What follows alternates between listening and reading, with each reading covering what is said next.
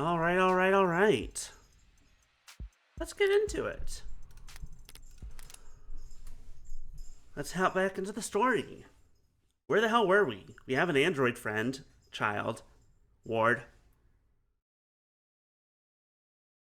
That's about all I remember. There was a murder. We don't really have any information yet. We have no... Well, we have a couple of... We found some stuff, but not enough.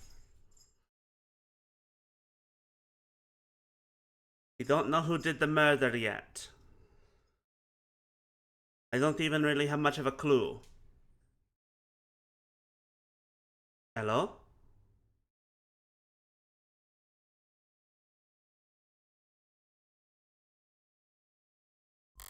There we go.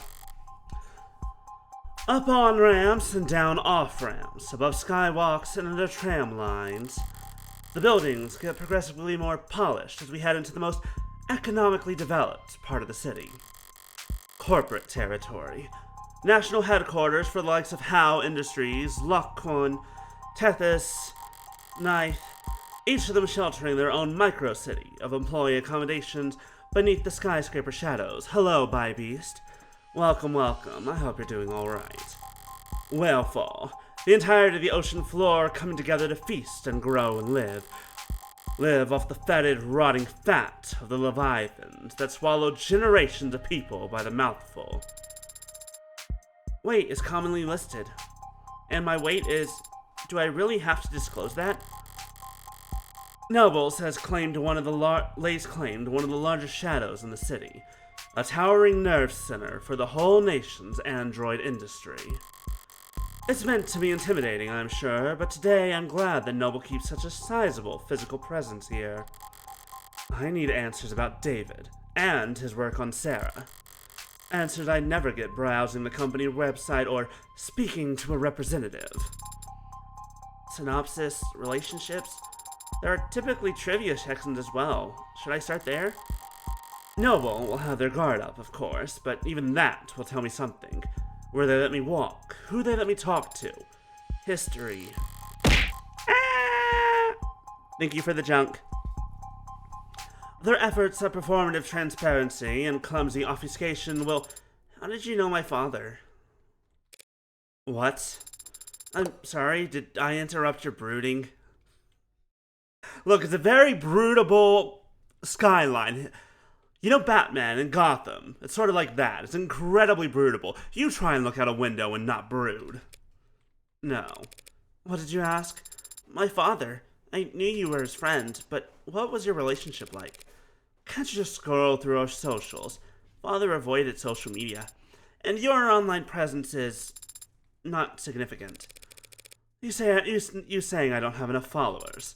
Essentially. We went to the same college. You studied programming? No, I studied all kinds of different things as an undergrad, but not technology. Is that a good way to prepare for law school? I wasn't preparing for law school, or anything else, really. David, though, he had talent, and he knew he wanted to do something with it. He studied programming, robotics, discrete math, cybernetics. What classes did you share then? Business ethics. Hearing that come from Morgan, knowing, to be fair, it says very specifically business ethics, not like regular ethics and not philosophy. But there's still something, but still, just like hearing about ethics from you of all people. I was the second best student in the class, and he was the first. He was the one who asked the most questions. Not sure about his actual ranking. He found the course challenging, and I clearly didn't, despite being younger. Guess he felt burned. He'd come up to me after class to argue, and sometimes to ask for help. Father always talked about socializing like it was a chore. It was kind of you to give him a chance. What, like I was some kind of social butterfly? The belle of the ball? You weren't? One Sunday night, he knocked on my door all panicked, saying he was in bad shape for this tech course. There was a midterm or something the next day. I couldn't make heads or tails of the material, but I did my best to at least quiz him. He wasn't satisfied, though. Wanted to cram the rest of the night. Father had to cram for an undergraduate midterm? Did I say something scandalous? He's been called the founder of modern programming. Yeah, well, even founder types can have poor time management when they're 21. He was already fried by that point. It wasn't hard to tell what he was really asking for. So I went and stole a study aid for him. You stole a controlled substance just to help him with studying? No, that'd be insane. I stole the answer to the test. No, I just pocketed some breath mints from the common room. Told him to pinch his nose and swallow fast because the taste is so strong. You gave him a placebo. He already knew the content as good he ever would. What he needed was to sleep. He could barely keep his eyes open by the time I got back from my daring heist. Quick note, cramming doesn't work. Especially not for long-term retention, it don't work. Studying and then sleeping afterwards is the best way to retain your memory. Didn't take much convincing for him to rest his eyes just until it kicked in. And the test? B+, I think. I'm surprised that father stayed close with you after that. You stole and lied to him. I stole and lied for him. And David understood that. He was good at understanding things without me having to spell them out. But I guess that's not the kind of thing that gets passed down through programming. Anyway, we kept in touch after that. First year of grad school, he published this paper, The Turing Solution, a framework for programming adaptive linguistics heuristics. One of his advisors came up with that title. David thought it was way too cocky, but... Biscuit, get down! Hey, baby boy! Biscuit! Down. Off the counter. Biscuit.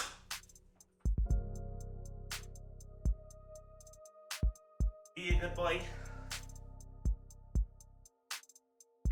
Biscuit has taken recently to getting back up on the counter for attention, despite the fact that he wasn't doing that for quite a long time. At least not where I was around. What? But it still hasn't failed any Turing test in the years since. Don't act like you're the one who deserves credit for it. He called me one weekend asking for advice on how to handle all the attention. Job offers, interviews, apprenticeships, invitations to immigrate. What did you tell him? I don't remember telling him anything, actually. A lot of our conversations went like that. He would talk to me about whatever personal or professional problem was stuck in his head that day, and I would nod while he wore himself out. And at the end of the conversation, he thanked me, even though I haven't offered a single word of advice. You were his rubber ducky. You were the rubber duck that he talked to bounce ideas off of. And it's nice to have someone to listen. And he took Noble's offer, and they took over his education. Paid him to work on his master's during the day and attend corporate training at night. And whatever else Noble may be, they were smart enough to start listening to him early. We're referring to his one-point doctrine. Quality over quantity. Simple and elegant, just like his code. Simple and elegant, but anathema to a global corporation with supply chains designed for maximum capacity and just-in-time manufacturing. But obviously, they got over their distaste fast enough. In a span of a few years, Noble's gone from making manual labor ads for mere profit to being the world leader in intelligence as a service. Even as he was making money hand over fist, he still kept in contact with a nobody like me. I moved to the city for my apprenticeship. He helped me put a down payment on my apartment. Then made up excuses as to why he couldn't help me move boxes. Yeah, that sounds about right. So is that enough detail for you?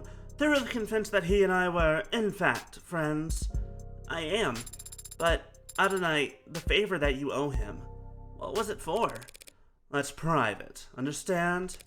I have zero interest in talking about it with you. Say you understand. I understand, Adonai. We will be arriving shortly. Shall I send word ahead? Just tell them that David's lawyer is here.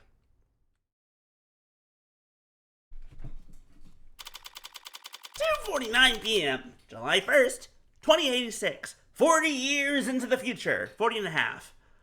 Oh god, it's almost 2026. Someone... woof. Brutal thoughts. Noble Electronics Northeastern Headquarters. Sublobby A8.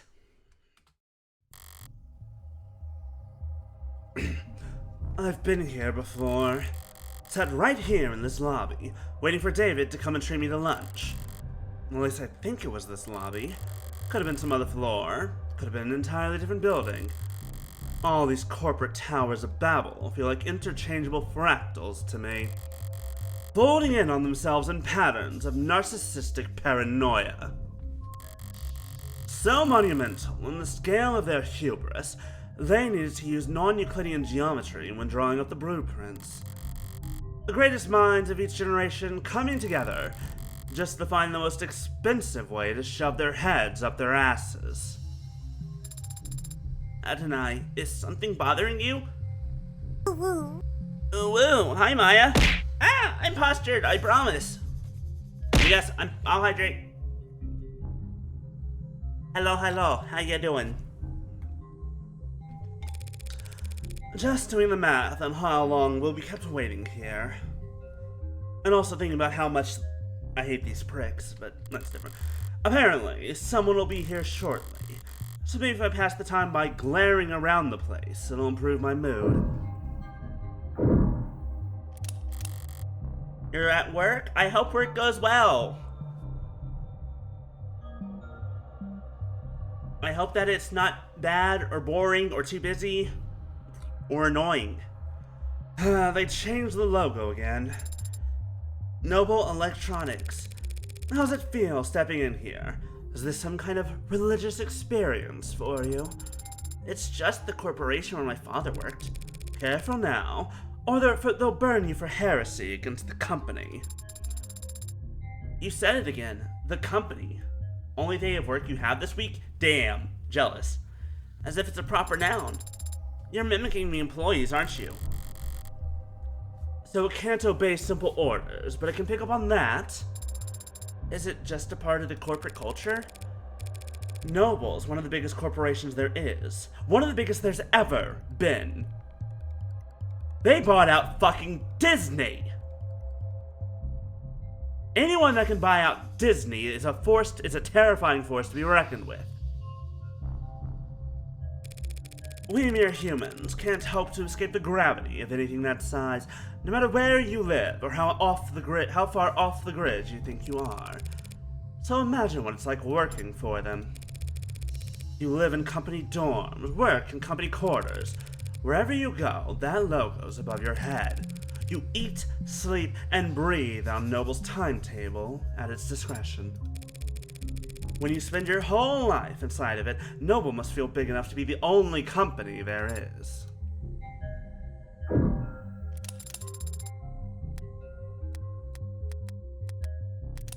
Gonna drop audio just a smidge.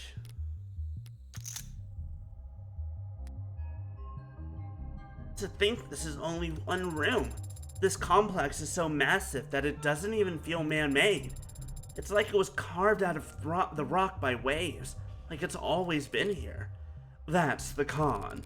If this place was actually natural, there'd be birds everywhere. I hadn't considered that.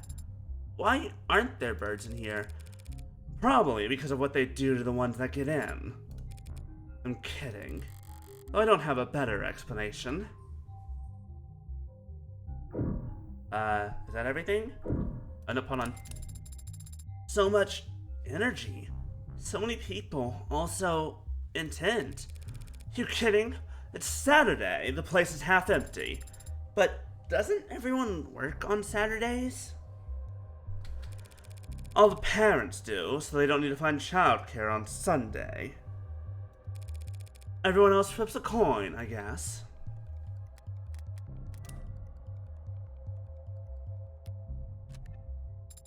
All these people, for 12 hours a day, 6 days a week. What could they all possibly be doing? Making work for themselves. You can be very cynical, can't you? Yeah, I'm terrible. But that guy over there's just been jiggling his cursor for the last 20 seconds. Sometimes you just have to look busy. Whoever comes to greet us better have a pulse and some goddamn authority. My mood's starting to sour. They just sent me the first link in their infinite chain of corporate bureaucracy. I'll make them wish! Morgan? That's me. Hey there. Android Manufacturing Quality Control, Eastern Division. Evan Dawes. Evan Dawes, he says, like it's an afterthought. What's a name compared to your place in the hierarchy? You seem familiar. Have you? I'm David's lawyer. Oh, then we must have... Apologies. Let me first say how sorry I am about his passing. You and everyone else at the company must be going through a lot right now. As if it's a proper noun. Thank you for taking the time to meet with me. You're welcome, but it's no big deal.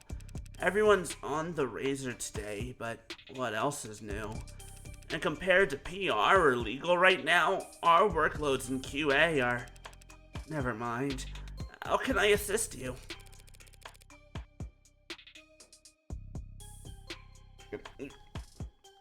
Shortly before his passing, Dr. Asher began the process of registering this android. Yes, that is unfortunately, he wasn't able to finish the job. Look at that. It's definitely custom. Gee, you think? Good thing I sought out an expert. Or, it goes without saying, reminds me of the A16 Premiere, if anything. The barcode is clearly printed, so no visible defects. But you're right, it doesn't correspond to anything we've got on file. Well, they sent you the right man for the job. Now we just need to go to the right place. Not far, I hope. It's in the building. In the building? That can mean anything from down the hall to half a day's hike. The production line on B9 should have everything we need. You do manufacturing inside your corporate headquarters. B9's a fully functional production floor, but it was only built for demonstrative purposes. New clients make deals upstairs about how many and in what shape or size. Then they come down to the basement to see how the sausage is made. They have enough money to build a fake factory just for guests. Smart. So long as you're only giving tours and not giving away company secrets. No need to worry about that. We take intellectual security very seriously around here. No kidding. There are 11 cameras on us at the moment. That I can see. And who knows how many pairs of modded eyes are aimed our way. Clearly, nothing happens here without the almighty company knowing about it. So if they try to claim ignorance about anything, it's gonna piss me off. Lead the way. I love when she gets a little bit angry. That sort of like cut in. There's something about it for me. It's so good.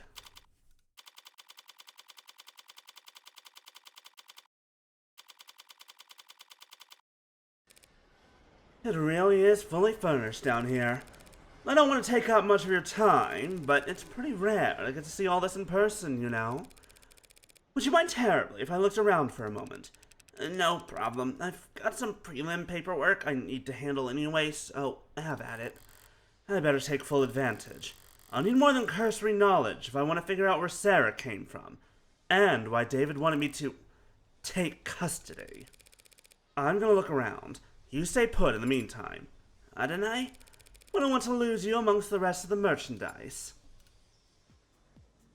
Very funny, Adonai. What's being built out there? Our top-of-the-line, brand-new bestsellers, the Animate 16. Warm. Looks kinda cold out there. We keep the factory floor refrigerated. Slows the organics' already tuned metabolic activity to a minimum. That explains why the room doesn't smell like rotting flesh. The flesh out there is only somewhat rotting. Slowly. I just meant I'm surprised to see metal. Oh, well, all the A16s have alloy endoskeletons. The organics are layered on later in the process. Sounds like what Sarah told me about herself. Maybe she really was the A16's prototype. It's hard to imagine bridging the gap between her and those scattered doll parts. I get that you can grow just about anything from Lax Gemini, but how do you get the synthetic and the organic to work together? Yeah, that was our first concern when R&D began work on the worm concept. The 1.0s were real skin with synthetic muscle, and it was a horror show. Metal pulling on skin was just right. For 2.0, they worked backwards. Organic muscles, organic skin, but digital signals on organic hardware was a dead end. None of the muscles flex when you pass an electric current through them. They'd flex and unflex, sure, but that's not nearly precise enough for facial expressions. Look like puppets strung up on live wires. We used the test footage to Hey interns, actually. You must have figured something out. The A-16 wouldn't look out of place on the runway. Thank you. We try. We ended up reaching out to mod companies. Well, we actually just bought out a half dozen of them, but... Right. I'm surprised you didn't own them already. They figured out how to get human nervous systems moving mechanical limbs decades ago. So we just needed to get a mechanical nervous system to move living limbs. Very clumsy attempt to avoid using the word human. High precision mods are slotted straight into the nervous system. They receive their input from neurotransmitters, not bioelectricity. So you had to do the opposite. Exactly. We created a synthetic neurotransmitter that our androids could use to communicate with organic flesh. Where did that breakthrough come from, Dr. Asher? Bartley. He led the team that built the motor neurons in this analogy. They carry commands from the central nervous operating system to individual muscles across the chassis. But the the synthetic analog serotonin, that was actually an old brainchild from the VP of Android Futures, Helen Young. Young? Hasn't David mentioned a Dr. Young before? Sounds impressive. She's one hell of a biochemist. Or she was, I guess. Not much time for individual lab work when you get to her kind of pay grade. So Young collaborated with David on the technology that enabled warm androids. As I thought, whatever went into Sarah that makes the android so distinct, he couldn't have taken sole credit for it. Young, did he partner with her on this? Was she the one that was there that night when he died? Last night? Feels like I've seen this before. That's right, there was one in David's lab. That's the nano-grade elementary manufacture, or manufacture for short, nanofacture. Real high-quality piece of machinery, each of them built in-house by Randock Mechanics. What does it do? Nano-level flash fabrication, instant fabrication. A method of manufacturing artificial microscopic compounds, has been around for the better part of a century. In recent years, since flash, nothing that small can possibly leave that big of an ecological footprint. That's not how that. Yeah, but making the small things. You're.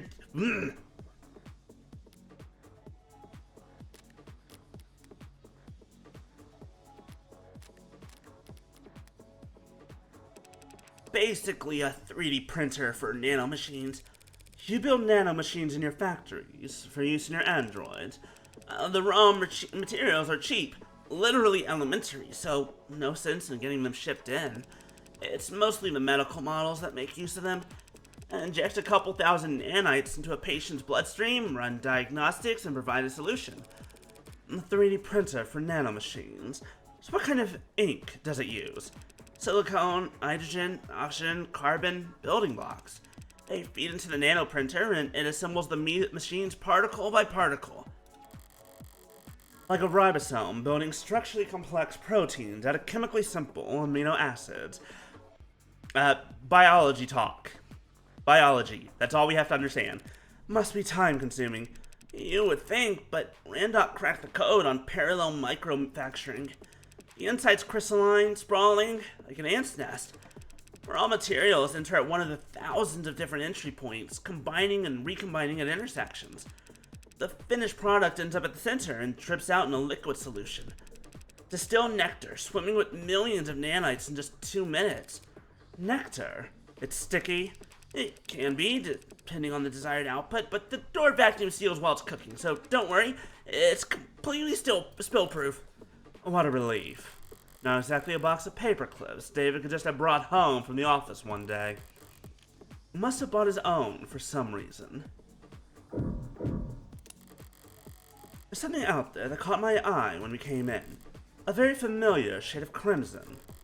If I squint through the glass, on the floor there are temperature-controlled fluid tanks.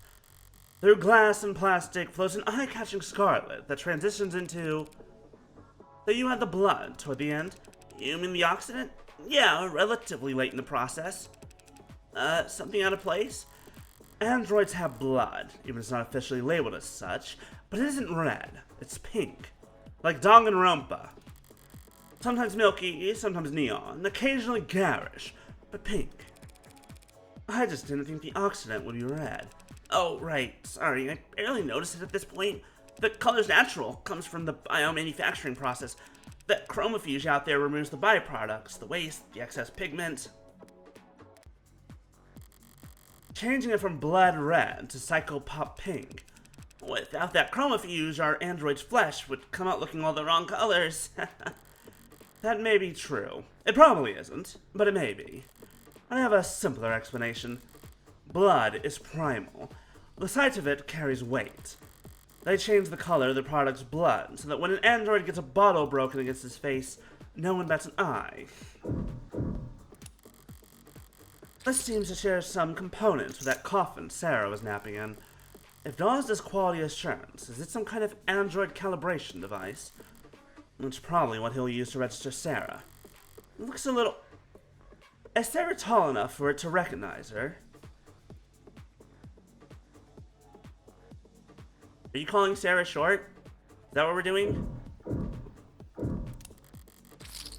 What have we got on this data pad? Some kind of write-up? On the subject of Sullivan's Peak. Let's see here. And in fact, much of our world's economy... Heavily influenced by Uncanny Valley, yes. Otherwise, automated, dependent on systems, okay. There's very simple primal truth. We like things that resemble the living, like cartoons and puppets. Like things that are damn near indistinguishable.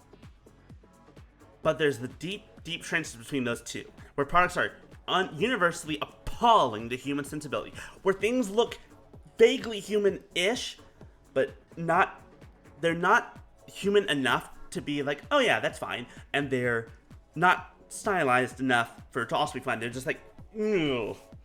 Uncanny Valley, we know that it remained a useful tool.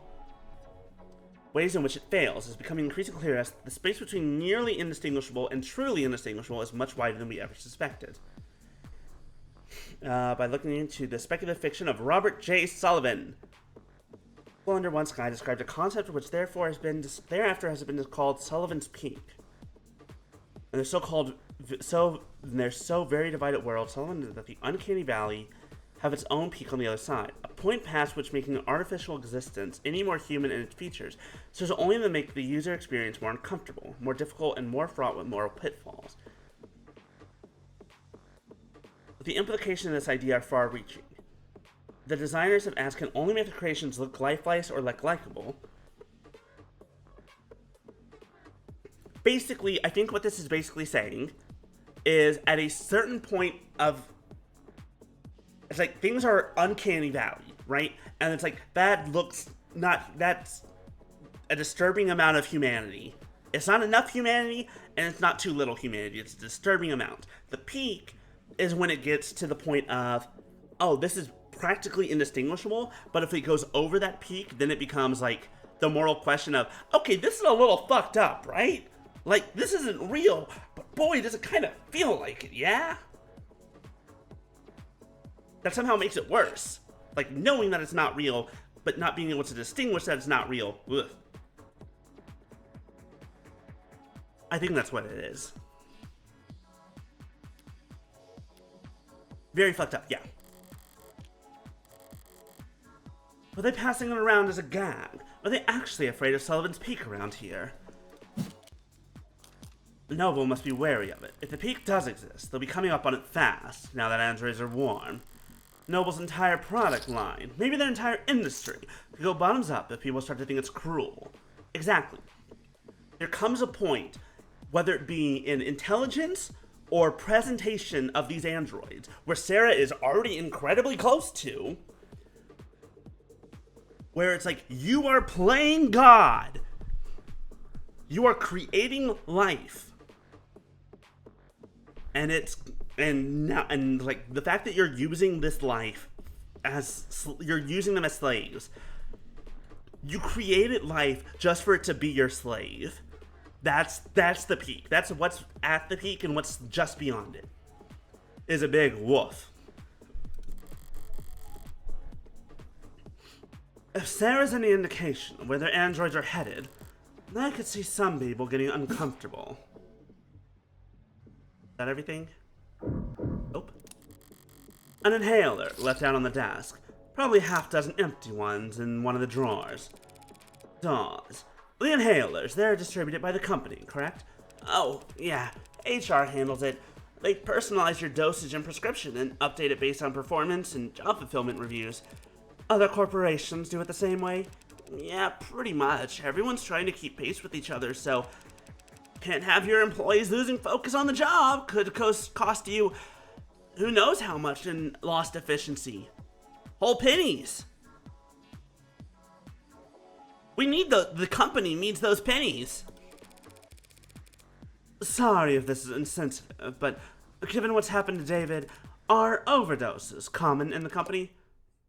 Yeah, he says.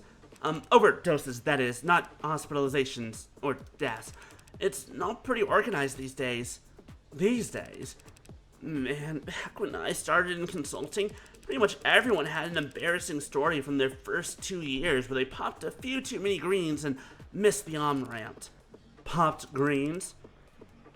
Yeah, used to be pills.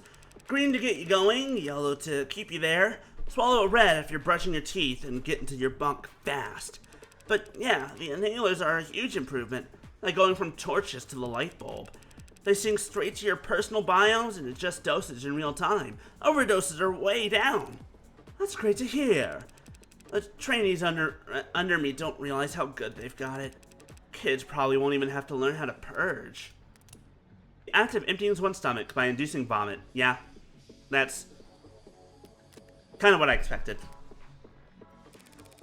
I know, right? All done? You ready to get the ad handled? Thanks for humoring me.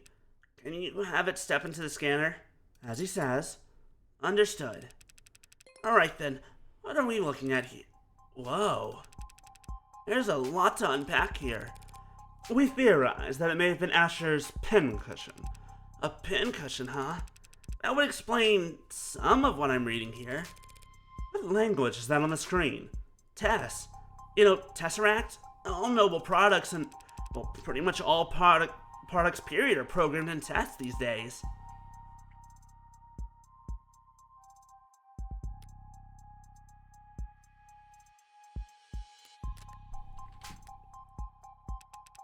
Easy to read and write, stay compliant. Now this model, what's it go by? Sarah. This Sarah model, it's got everything the 16th line has, that's for sure. Organic skin, hybrid muscles, advanced facial processing and emoting. But there's a lot crammed in here that's still in development. Like, in the idea phases. Solar cell hair strands, decentralized redundant power, mental and physical overclocking with extended tolerances. Data storage is so large I can't... No, wow. Wow, he had to measure it using... hell of a poker face. Wait, decryption and signal hijacking? That's hacking, essentially. Does that mean it can hack its own tenants? Oh, a programming framework. Wait, hack the... Oh! Only use to designate a series of involved... Okay, once added to a program, a tenant cannot be circumvented. Tenants were first adopted in the field of computer science. The number of support tenants has ballooned to 113. Most of them requested by lobbyists in the insurance industry. Tenants are well known for increasing the decision-taking lab of programs. This, combined with their engineering and flexibility, has made it such that most programmers aim for a tenant limit below 30. The one tenant that could not be removed from any program. Exactly, Lady Devar. Also, hello. The tenants were basically like the laws of robotics. Said tenant dictated that the following program cannot produce outcomes that result in harm to a living person. After the decision reached in People v. Volstance and the resulting widespread adoption of automated dependence, this is no longer required, though Tenant Zero may still be added to particularly benign or mundane software as a good luck charm, superstitious ritual, or a joke. Yeah, basically, Sarah would be able to be like, hey, all those rules that you put in me? No.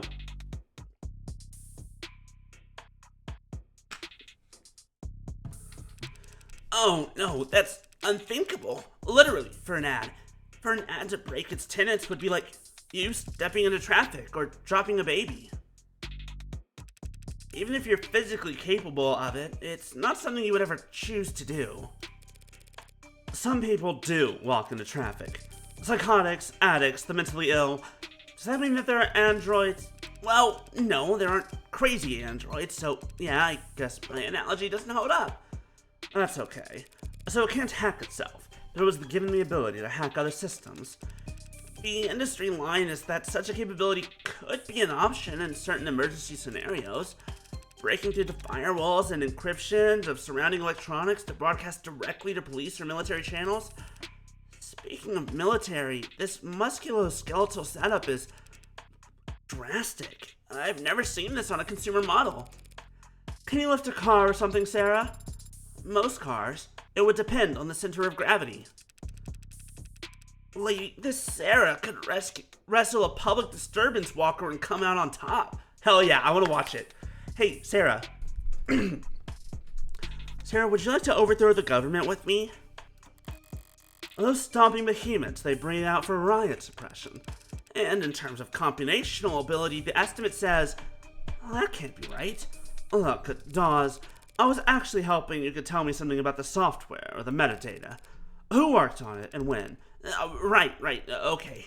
Well, that's unfortunate. The editing logs have been purged. Well, that doesn't sound very above the board. Sorry, I can't tell you anything about who worked on Sarah, or when. Any chance you can restore those logs? Not here, not with this machine. I need the computers that were actually used for programming this model. Any ideas where there would be? Sarah, I cannot answer that question with any accuracy. I had a feeling you might say that. Ads, right? Sorry, I can tell you that the code is unique. There's hints of the A16 in there. A few of the same conclusions, it's just Dr. Asher or whoever took very different paths to get there. So Sarah has even less in common with every other android on the inside. Sorry, didn't expect to hit a dead end here. Not at all, you've been very helpful. Can we still get the registration done? Oh, yeah, no problem. We've got the software and forms all set up here. Occasionally we let a new business partner bring one home fresh from the oven, you know. Oven? Gross. Alright, a few basic questions then. Who is going to be the official owner of this unit? She is. As it says, unless the will disagrees, it's my responsibility. Alright then. You fine with the designation Sarah? We can set it to anything you like. Well, actually, never mind. Sarah will do fine. Okay, this part's all standard. Civilian model, address, contact info I can get from your crumbs. Do you want to reset the factory defaults? Could clear up a lot of quirks. Not right now. The last thing then is the grading. I'm reading 23 tenants here, nothing too far out of the ordinary. 23? That's higher than I expected, talking with it. She seemed more malleable than that. Don't blame yourself. Guessing tenant count from outward appearance has become a crapshoot. Not like it used to be. It used to be they only had 3 tenants total, and every unit had to have them. Then came the first accidents, and the first lawsuits, then the hearings, and the legislature, and the demand for more tenants. A tenant making sure ads couldn't endanger the state. A tenant stating that ads wouldn't divulge private information without prior consent. There was a campaign calling for a tenant to weigh child and adult lives equally during risk assessment. There was a campaign calling for a tenant to do the opposite. Companies wanted their asses covered. Customers wanted guarantees. There was never much incentive to deny a requested tenant, so the list just ballooned. Until the military entered the market in full force. You sound like you don't approve. No, I wouldn't go that far. They needed their ads to be able to pull the trigger when ordered to, without clearing 5,000 lines of bloated, hard-coded decision points to get there. I get that. But since the armies are the only ones using tech with bare minimum tenants, all the best, least cluttered, most elegant code is only used for war games. It's not very romantic. Well, not like I was on the jury. Department of Advanced Defense Projects versus Zenith Dynamics. The Supreme Court sided with the military's request and set a new precedent that every other army around the world would race to meet, changing tenants from a mandated list at the root of every ad source code to a choose-your-own checklist. And that's funny. Ads with the most tenants are so locked up, you can't even have a conversation with them. And outside the armed forces, the only ads with single-digit tenant counts are just vacuuming floors. The most impressive ones, like what you got here, fall somewhere in the middle. Sorry, went on a tangent there. The only thing left is the evaluation. What gets evaluated? Total financial worth for insurance purposes. Yeah, the insurance companies made sure we had very accurate algorithms for this. No room for human error, they insisted, with no sense of irony. Wow. I mean, I knew it was custom, but what price could they have possibly... That's a lot of digits. You should know these formula are pretty conservative with their estimates. Stingy, even. If Sarah's really David's last and greatest work, they say some things are priceless, but when you force an insurance algorithm to pick a number... Try not to get any scratches on it, I guess?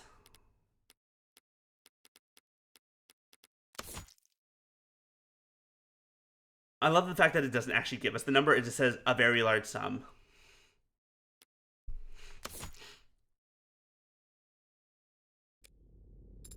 You spoke differently back there. Oh, it does. You spoke like he did, it seemed. Like I copied his accents. You seemed to mirror his effect, his tone. It's called being friendly. What's your point? It was just an observation. You can choose to keep those to yourself, you know. No tenant required. Why were you so concerned about registering me in the first place, Adonai? For the same reason I wouldn't drive around in a car without a license plate. Any cop, or even just a well-placed camera, could have spotted your barcode and seen that it wasn't set up with any actual data. And then they would have arrested me, and then they would have thrown me in the slammer. No, they would have arrested me and put you in an evidence locker. An android can't get arrested? People get arrested. Property gets seized. And then smashed. Great, you put us over the weight limit. I didn't know such... Morgan, counselor, your presence has been requested on the upper floors. Who's asking? Vice President of Android Futures, Helen Young. I shouldn't have assumed I still had the opening move. Tell her I'll be right up. I'll redirect your elevator now. Taking control of your elevator is very convenient, forceful, as if Noble's trying to directly steer your investigation. If Noble wanted to shut me down, they wouldn't bother to be subtle. I suppose they could simply refuse to cooperate. Or just let the elevator drop. Always a fun option to think about that you could die at any moment, all because the company wants you to. Wasn't that fun?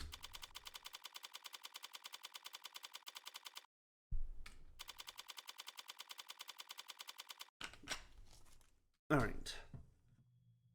Hello, Miss Helen Young? Are you hot or not? Right. Speaking first is a sign of weakness, isn't it? And here I thought I could avoid wading into the swamp of corporate pretend power dynamics. Honestly, I kind of want to let her stew. I think it'd be funny. A silence is only awkward if you care. I can ignore social cues all day long.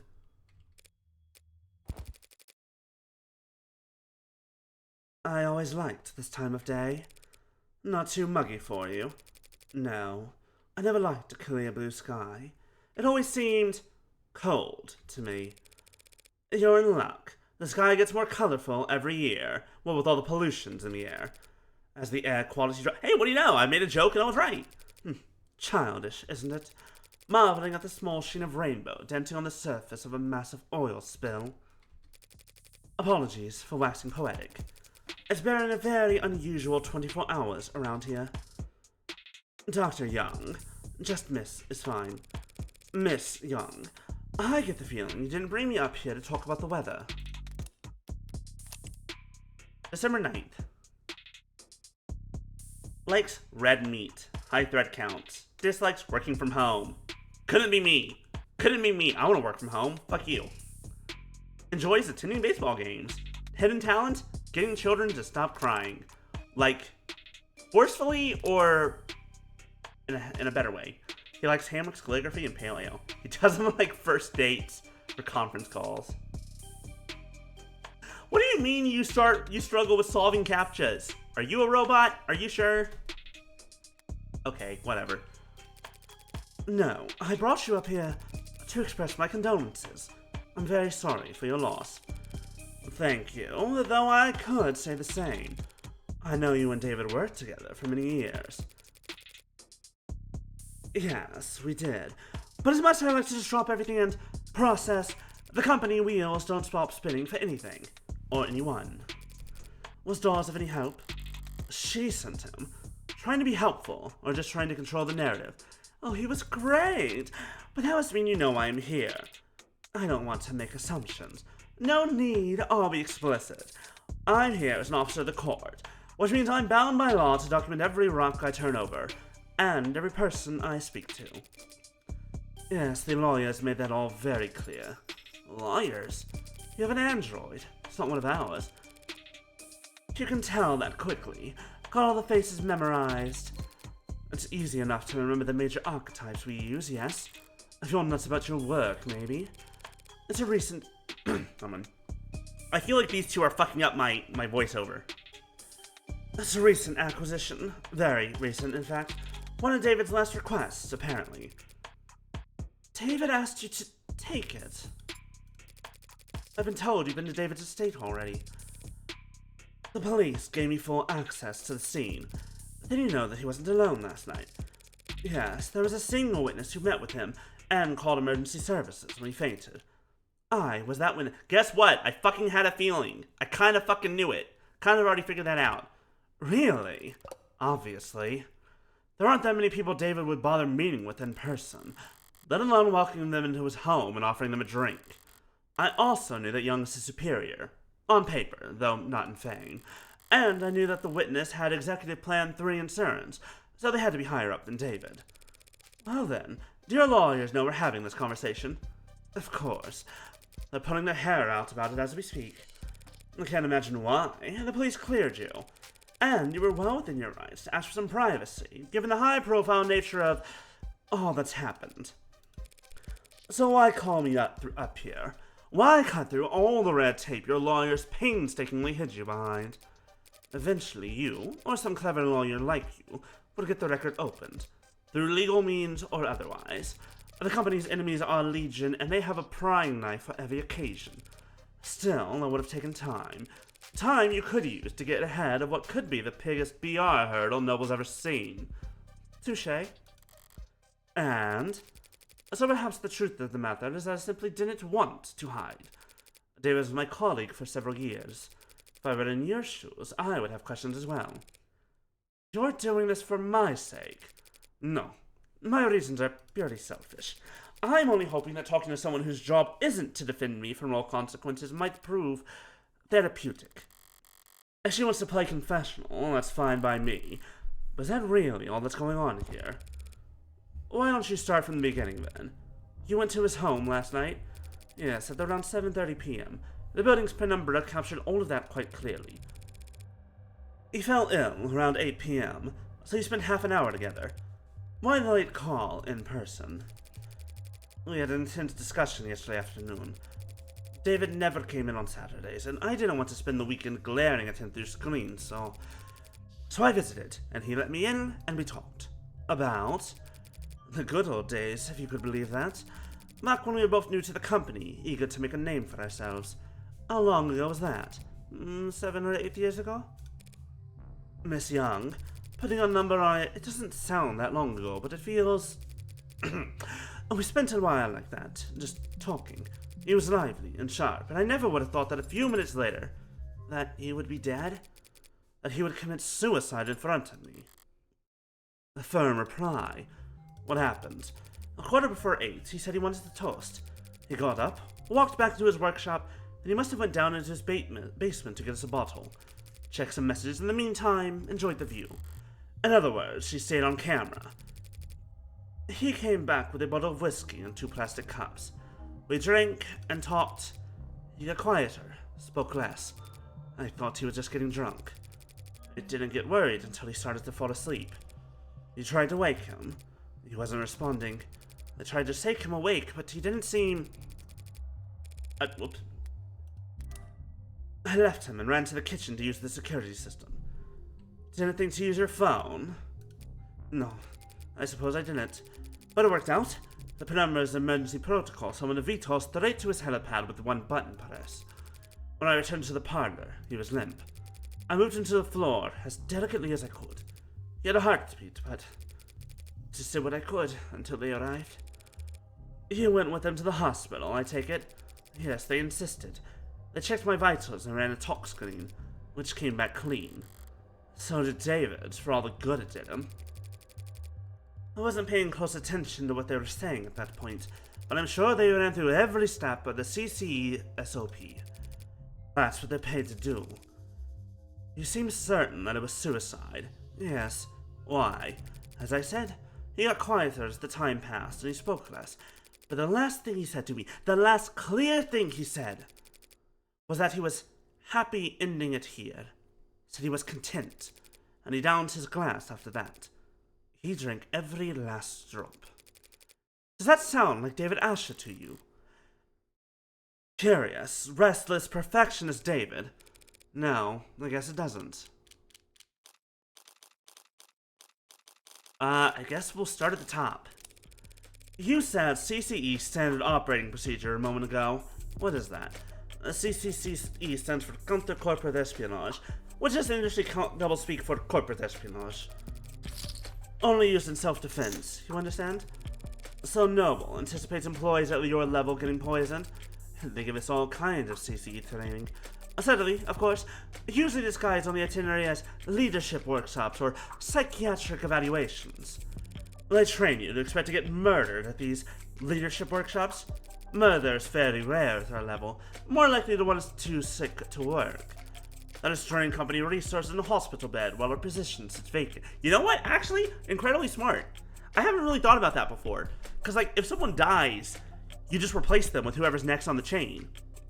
Like, yeah, that's not a good thing, but, like, you know, you can generally get up and running again pretty quickly.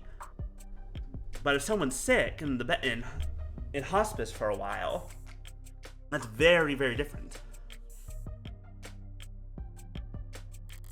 That's smart. Like snipers purposely avoiding vital areas to strain the enemy's medical resources. That's terrible. Like snipers purposely avoiding vital areas in order to strain the enemy's medical resources. That's nothing compared to when they want to turn an asset. Feel ill for the rest of your life with an undiagnosable malady, or become our mole and we'll send you the antidote every 2 weeks. That's a nasty piece of work. It's a nasty line of work. Consulting. I'm sorry. That is what they call it. Can't exactly put corporate spy on your CV. So every consultant I met at a cocktail party was actually... It depends. Did they say that they're consultants? Or did they say they were in consulting? How the hell am I supposed to remember? So do your people think that what happened to David was a deliberate attack? And Noble's competitors have been trying to get to David for years. And that's the timescale they plan to operate on. If this was an attack from a rival corporation, the company would have seen it coming. And they'd probably have struck first. I've been curious about this ever since I saw the scene. Why the plastic cups? There's a story there. David and I got hired around the same time, under similar circumstances, headhunted while finishing our higher education. During recruiting, the company claimed to want us badly, but in practice our actual authority was inexperienced and overpaid. You must have been extremely unpopular. You don't mince words. We didn't either back then. We were loudly trying to convince our superiors that their entire sales model for androids was antiquated and self-defeating. The two of them made the one-point doctrine. That's not the story I've heard in noble commercials and noble-sponsored media. And come to think of it, it's not a story I ever heard from David himself. We had this deadline, self-imposed, but still, a deadline. We wanted to get our pitch to the President of International Sales by the end of day. 7 p.m. rolls around and people start filtering out. David still has his head buried in diagrams and sales figures. Imagine a technical man like him, a programmer, trying to make a sales pitch. The clock hits 9 and even the zombies start heading home. I turn to David, tell him that's not gonna happen. I know when you're I feel like I just lost the accent in the middle there. I know when you're finished, and the day has long since been over. He looked at me like the only other person on a sinking boat, and I just stopped pitching water, and he says, "The President lives on the other side of the globe. We still got all night until his end of day." We were wrapped up at 4 in the morning, just us and the cleaning staff. Back then, only half of them were ads. He finally sent the message, and I'm ready to collapse. I've got nothing. We stared blankly at his inbox for the next 40 minutes, hoping that the harsh light would give us the energy to work through the next day. And we got a response. It wasn't long, but it showed he was interested. I'd been turned down so many times before then, ignored and placated, passed up and ghosted, and together, David and I, we had finally gotten a win. So David asked if I got anything to drink. I've got a bottle of some swill in my cabinet at my desk. Doesn't want to drink from the bottle. Says he wants to toast. So we sat there at 5:19 in the morning, toasting awful vodka to one another in cups we grabbed from the break room, toasting our first victory against the corporate beast. Between the lack of sleep and the drinking, the next day at work was hell. Sounds like a good memory. Plastic cups and liquor. That was our little ritual. So I didn't think twice when he presented me with my cup. It was ceremony for us. As VP of Android Futures, you're David's superior, aren't you? That's correct. Didn't you join the company at around the same time? David was always more interested in his work than he was in climbing the ladder. He didn't like playing the corporate politics game. So was he unpopular around here? Not unpopular, no. Not the great Dr. David Asher. Misunderstood, perhaps. How so? He could be blunt, demanding, some might say. He wasn't trying to be, it just... not everyone could work at the same pace as he did, for as long as he did. Even with the whole company huffing those inhalers, they couldn't keep pace with David. Speaking of which, I don't see any at Young's desk. Maybe just not something you leave out in the open at her level. So you would say that his work-life balance was... balance implies the two are at odds with one another. We use work-life harmony here at the company. Fascinating. So was he in harmony? No. David always had plenty of suitors, but he was never willing to put in the time. But I'm sure you're more knowledgeable than I am on that subject. Right. What do you mean? I had to help him draft a lot of apology notes over the years for misunderstandings and double bookings. Scandalous. In other words, this motherfucker would just be like, would someone be like, "Hey, you want to go on a date this Saturday?" He'd be like, "Yeah, sure, okay." And then, like, 10 minutes later, someone else called him like, "Hey, you want to go on a date this Saturday?" He'd be like, "Yeah, sure, okay." Not completely forgetting that he made a promise to either of them. The A16 only entered production this year, correct? Correct. A pre-order started last holiday. And we began shipping in the first quarter. I understand that you were instrumental in the success of the warm androids. I played my part supervising the launch, yes. Weren't you the one who designed serotonin, the factor that enabled communication between synthetic and organic parts? I'm surprised you've heard of that. I did lead that project, yes, but that was years ago. At the time, serotonin was little more than a novelty, a dead end. It wasn't until David took the reins on the A16 that we found a use for it. Took the reins? He was lead programmer on limb coordination, facial expression, exhaustion parameters, and he designed the synthetic nerves that made all of that possible. David did all of that. That's a lot more than just programming. Was he always so gifted in that many fields? Did he fill those roles on the A14 or 15? No. He used to stick steadfast to his role as a software architect. That was his field of expertise, and he didn't wander far.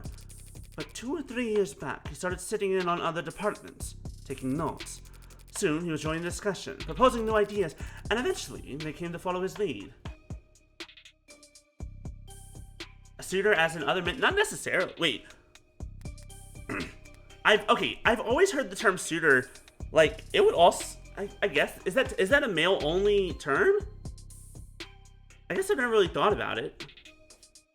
Because to me, suitor just means anyone trying to call, like, anyone of any gender. Like, it's not really male-specific. I guess it might be. Just like that. Just like that. So he just applied himself, and soon he was leading other departments. That's the kind of genius that Dr. David Ashford was. Maybe they weren't paying him enough. The company profited the most, of course, but the entire industry benefited from his vision and leadership. His loss will be felt for years. So, this android, Sarah. A woman would be called a suitress? I have never heard that before in my life, but I guess at the same time, generally speaking, when you hear that term, I guess you do normally hear it in the context of male suitors. Like, I guess it's rare in media for a guy to have suitresses, I guess.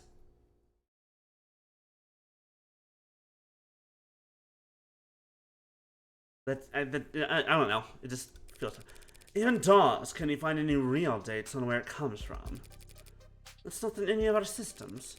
I'm afraid not. Does David ever talk to you or anyone else at the company about a pet project? Pet? No, he never gave me an indication like that. And if he didn't talk to me about it, I seriously doubt he confided in anyone else at the company.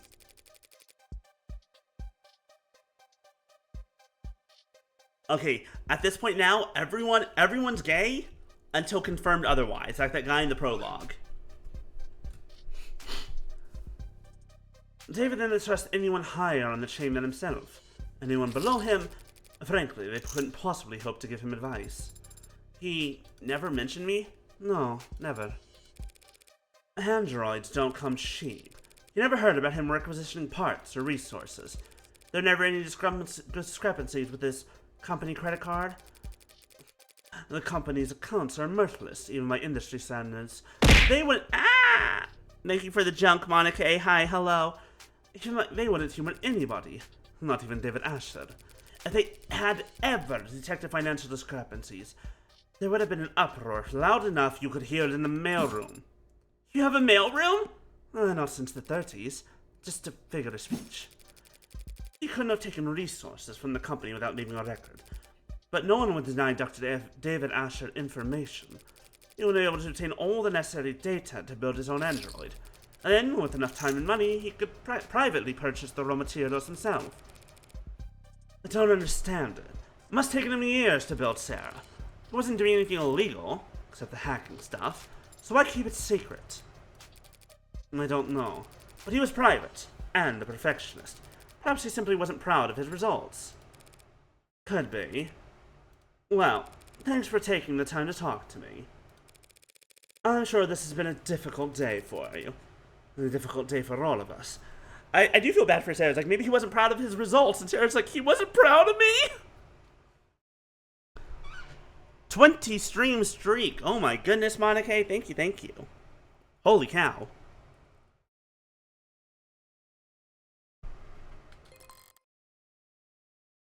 A message from Fran. I'm running out of leads to chase. The brat better have good news. Are you really going to take this to court? That's my plan. The circumstances may be irregular, but I'm still defending a client from a criminal charge. It's my responsibility to argue that he's not guilty of what he's been accused of. And is that what you believe? That he didn't commit suicide? I guess I haven't decided what I believe.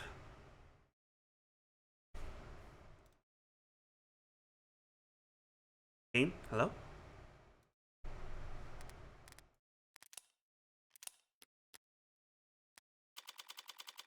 4:21 p.m. Here we go. Would you kindly slow the hell down? I'm sorry, Adonai. Was I walking too quickly for you? That wasn't walking. I was speed walking up 2 flights of stairs. It's very different. Speed walking? Sounds like a powerful technique. It's like the Jin Jiao? Just let me catch my breath for a minute. Adonai, is it possible that you are out of shape? No. But since we left the cab, your heart rate has I'm not wearing the right clothes. Or the right shoes. Is that so? Yes. Also, I didn't stretch or hydrate, and the sun's reaching its zenith. That would have been several hours ago. Do you mean the air temp? You said it would be a short walk from street level, so I prepared myself mentally for a short walk. Then you took off like a rocket, and you didn't mention we have to go upstairs. Are you sure this place is even back here? The reviews online were quite clear. It's worth the trouble finding it. Maybe if you're a mountain climber. When I sent Fran hunting for a musician in David's circles, I expected them to bring me someone from the city orchestra or jazz club. A champagne, flute, and teacup kind of musician. But this is the tequila and neon part of town. It should be in view if we turn...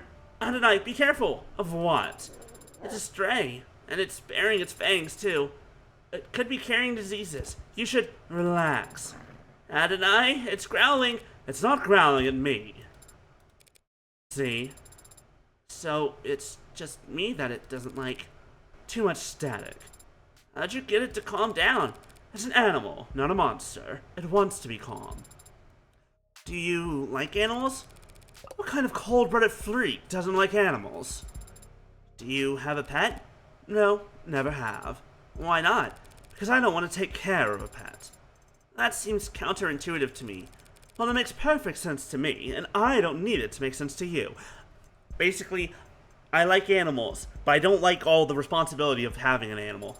But you notice when you're only talkative when it's just the two of us? Just an observation. You shy or something? Did David program you to have android anxiety? Looks in a mirror. It's generally only appropriate to respond to comments that are addressed to oneself. Today, I have rarely been addressed directly by people. I have rarely been addressed directly by people, other than you. In other words, you're shy. That is not what I... Can I try petting it? There's no law against it. Pet the puppy. Pet the puppy. I want Sarah to have a puppy. This is the establishment. Now to see if Isaac Porter is as habitual as Fran claims. Do you think Father was close with this man? This man who you've never met? I think he was close with him, yeah. At some point. I had some help making that deduction. Fran saw that their metadata showed a significant cooling of interaction between the two of them, particularly over the last month. But Fran also saw a phone call between the two last night. So they were close. Do you think they were sleeping together?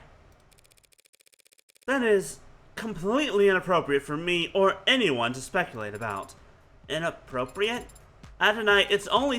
I'm getting very important texts from my private investigator. Excuse me. Hey, did you catch the killer yet? No. What the hell? I sent you his POS. I sent you his position. I'm at his position.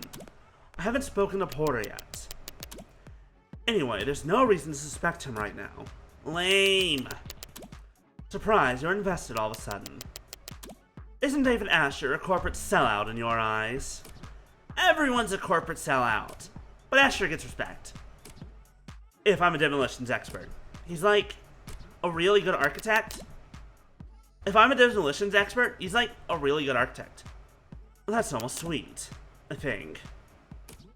Asher started out working in Cube. So in the architect analogy, by today's standards, he's like, I don't know. As a kid, he built all of his bricks by hand. Or something. You know that lit homework can help you with forming analogies. Eat this analogy. Did that come through, or did the characters break?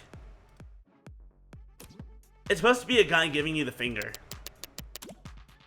I take it Cube is a programming language. What's special about it? Pretty much anything coded in the last 20 years is web-based. You code with the assumption that you'll always be connected. That you can depend on having fat libraries of references to lean on. And if something does go wrong, your errors get reported to you automatically. But not Cube. You can look it up. But basically, Cube was originally for robotics and like machinery. Stuff that had to operate in mines, under the ocean.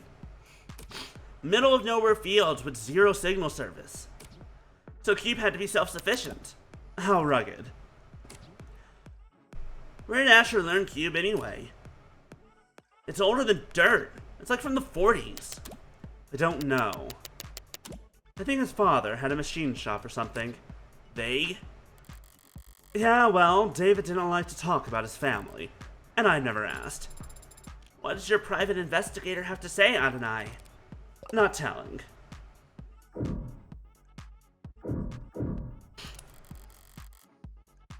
The stage for the talent, pretty close to the floor, because it fits with the whole round table aspect of this place. Everyone's on more or less equal footing, dancing in the dark, want to get past the bouncer. Do you think they might have met here? David and Porter. I can't see David walking in here. Because you found the walk so challenging? Because it's too loud to relax, and not dark enough to be anonymous. I see. What's that face? You got an opinion to share? The atmosphere's not bad in here, but the music isn't quite... I'll find you a survey to fill out before we leave. What kind of music does an android even like?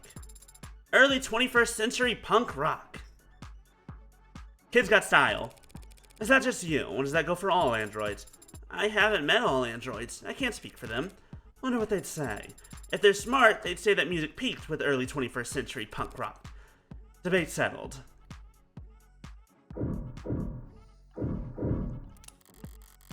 A bar stocked full of colorful selections and busy bartenders.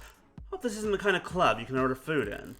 Only time bar food is any good is when you're drunk enough to forget the taste and the gap between chewing and swallowing.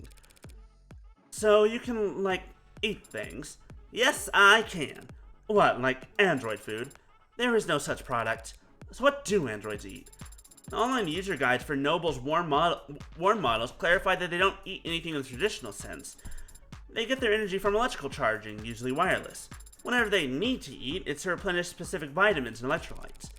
It sounds a lot like mod users go through, with their sports drinks and energy bars, and charger separation anxiety.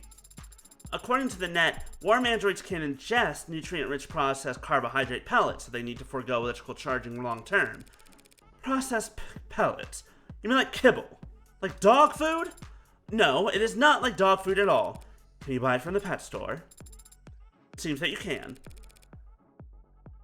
How is this something you have to look up anyway? Because I've always just eaten whatever father gave me. Like what? Marbled beef? Never hydroponic avocados? Foie gras? Never hydroponic. Ooh.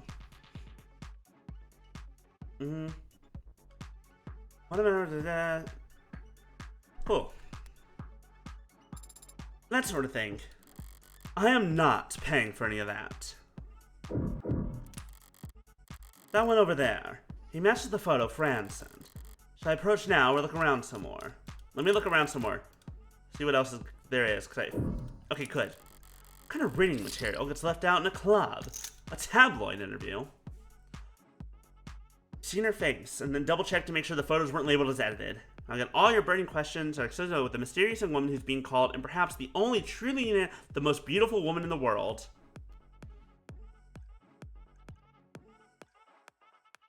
Then it was a pseudonym to give me a little shade from all the attention. Now it's a brand. After partnering with you, NT sold 3,000. Yeah, I'm happy for them, of course, but to be honest, it's painted like this. A plain white t-shirt and gym shorts with no branding visible on anyone else might seem sloppy, or on third only makes your natural beauty. Can't wear anyone unless I'm attending something. If I don't dress like this, all my sponsors fall into bidding wars every time I leave the house.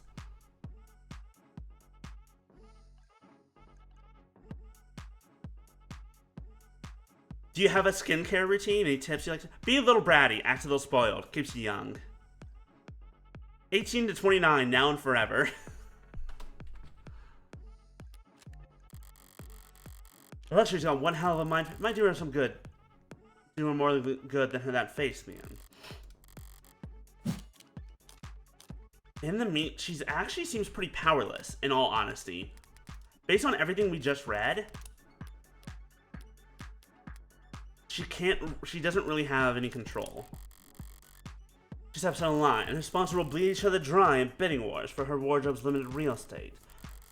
No skin off her back, she's already got more money than she could ever spend. But corporations can't afford to not keep growing, so they never reach a point where they can afford to lose.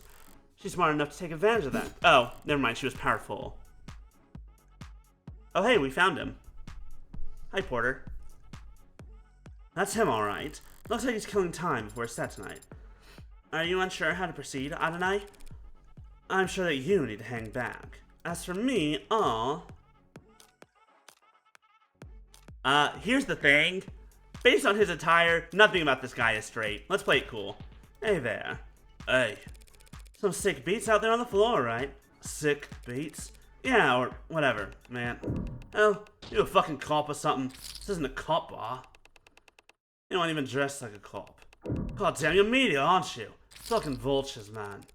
Perhaps I should start over. My name's Morgan. I was David's friend. I'm currently his lawyer. Can we talk?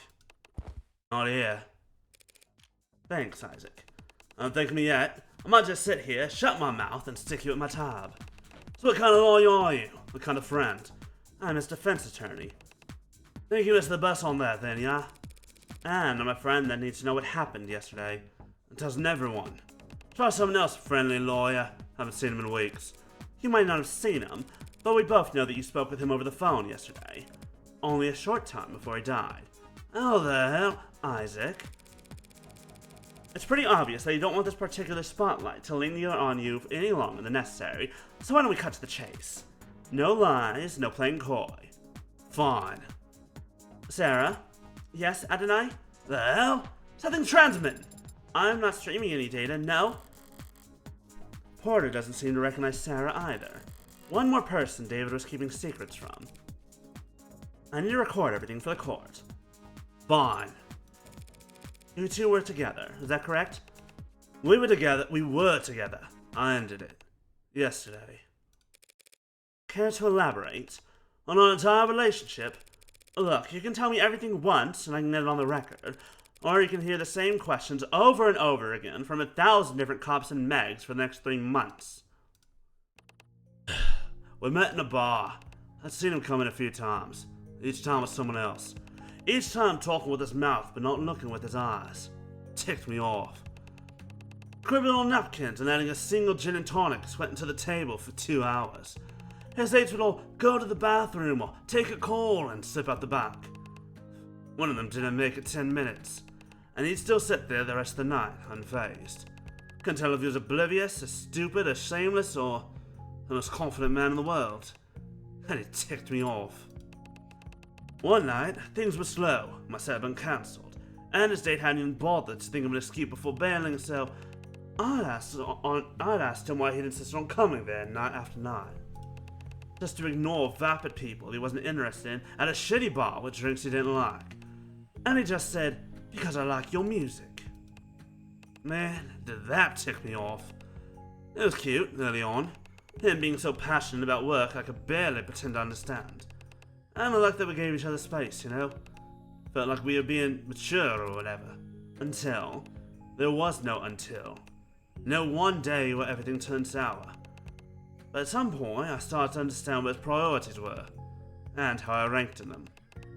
Like I said, he was passionate about his work. I just wrongly assumed that he would also be that passionate about me, at some point. So I pulled away a little, wanted to see if he'd notice, if he'd miss me. Testing him, like that isn't the biggest red flag in the world. He never budged. I could on for days and he wouldn't be the least bit ashamed to see me. If I picked a fight, he'd never get angry or upset. He'd just apologize.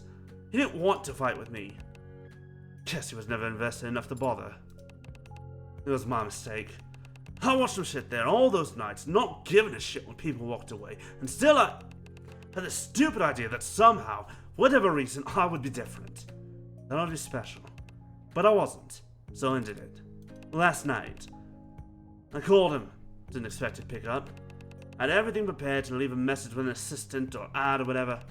But he answered. My friends are my power. First ring. Without hesitation, shame, or awkwardness. And that ticked me off. So I told him exactly how valued he had made me feel in the last few months. I told him exactly how insignificant I felt as the boyfriend of the illustrious Dr. David Asher. And what did he say? He apologized. And then he asked me if that was all I called to tell him. Woof. I hung up after that. Spent the rest of the night wrapped in warm disdain for him and his coldness. It made that easy for me. I went to sleep hurt but clean, ready for something new. And this morning I wake up to see that my ex killed himself not 2 hours after he let me walk out of his life, without so much as a don't. What the hell, man? What the hell, David?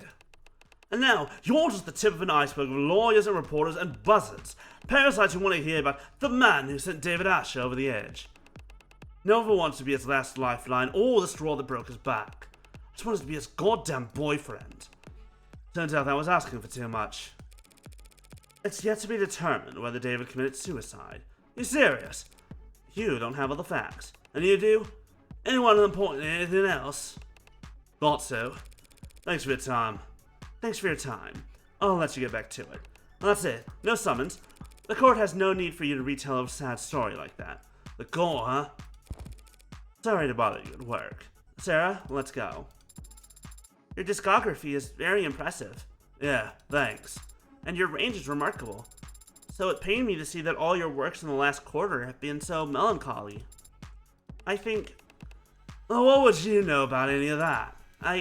What's the matter? Can't find the words? Need to steal them from somewhere first, butcher them before shitting them back out. I was not trained on any data sets that... Nah, pardon me. My mistake, really. Not your fault you're only standing here because rich prick nerds were allowed to rob the world blind for most of the century. Sarah, we're leaving. What the hell was that about? He was under the false impression that it was programmed using a massive automated learning model on an early 21st century. In other words, he's being like, fuck you, ChatGPT. Not that. Why'd you talk to him? I just felt that I should say something to him. A word of advice. People don't want comfort from strangers, especially when they're androids. They want it from the people they want it from. Coming from anywhere else, it's just corn syrup on a parched tongue. Doesn't matter how sweet it is, they'll just start gagging. You know a lot about people, don't you, Adonai? Compared to you, I'm a goddamn savant. Come on, there's not much time left. Is there still somewhere you want to investigate? Somewhere I need to return to, actually. Porter was right. As things stand, I don't have any evidence that could establish an alternative interpretation of the facts. But if there did exist hard evidence that could prove his death wasn't a suicide, there's only one place I could find it at this point. His body? His corpse? Or his house? Which one?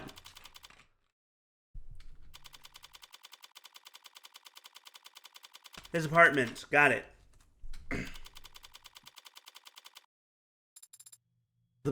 The basement. You sure you don't want to look at the crime scene? I'm all out of time. Gotta approach this from the other angle. The other angle? You know, inductive versus deductive. Flip the chessboard and all that. Haven't you ever read a mystery novel? I've seen mystery films. Well, let's see if you paid any attention then. What killed David Asher? Poison. 10 points. There's a point system? Now how did that poison get into his bloodstream? He must have ingested it orally. And how do we know that? The medical examiner found no injection marks or wounds. And if he had inhaled it, why, leave the whys to someone who actually understands them. I won't be able to understand anything if I don't practice. Practice by answering my question. I suppose it's possible, but highly unlikely. We would have found a delivery system for it in the building. Like an inhaler! Like an inhaler! Bitch motherfucker was poisoned via inhaler. Alright, an airborne poison is either shoved in your face or sprayed over a wide area. and no one around David has shown any kind of symptoms, so all we're left is oral intake. Eliminating the impossible. What's next, Adonai? Young's corroborated statement was that David didn't exhibit any irregular symptoms or behavior until he started drinking that night. And the police didn't find anything unusual in any of the food or drink in his home, except for his cup. The results were inconclusive. Young was drinking from the same bottle and the same type of cup, but didn't get sick. We have to conclude, then, that David's cup alone was poisoned. That all seems logical, and consistent with the police's theory of suicide. So why are we down here? Minus 10 points. Back to 0? David left the parlor and came back with whiskey and 2 cups. Young told us as much, and apparently the cameras upstairs support his story. So we have to conclude then that he got them both from this bar? Better, 5 points. Did he also get the poison from the cabinet? The police have been in here since we left. According to their ARC files, they didn't find anything that matches that poison down here. So the poison. Did we meet the guy? We met the guy. We did indeed. I made him... Do you remember Spider-Punk from Into the Spider-Verse? Or from Across the Spider-Verse? I kind of made him sound like that. Because that's what he reminded me of. Was Hobie. He was cool. Yeah. There was a whole lot going on with him, but he was cool. So the poison somehow went straight into his drinking cup then. Oh, right, we do have his profile. There he is. Musician, bassist. Likes itineraries, grilling, champagne, doesn't like resistance training, producers, or ads. He's the best at gift giving, but the worst at folding laundry.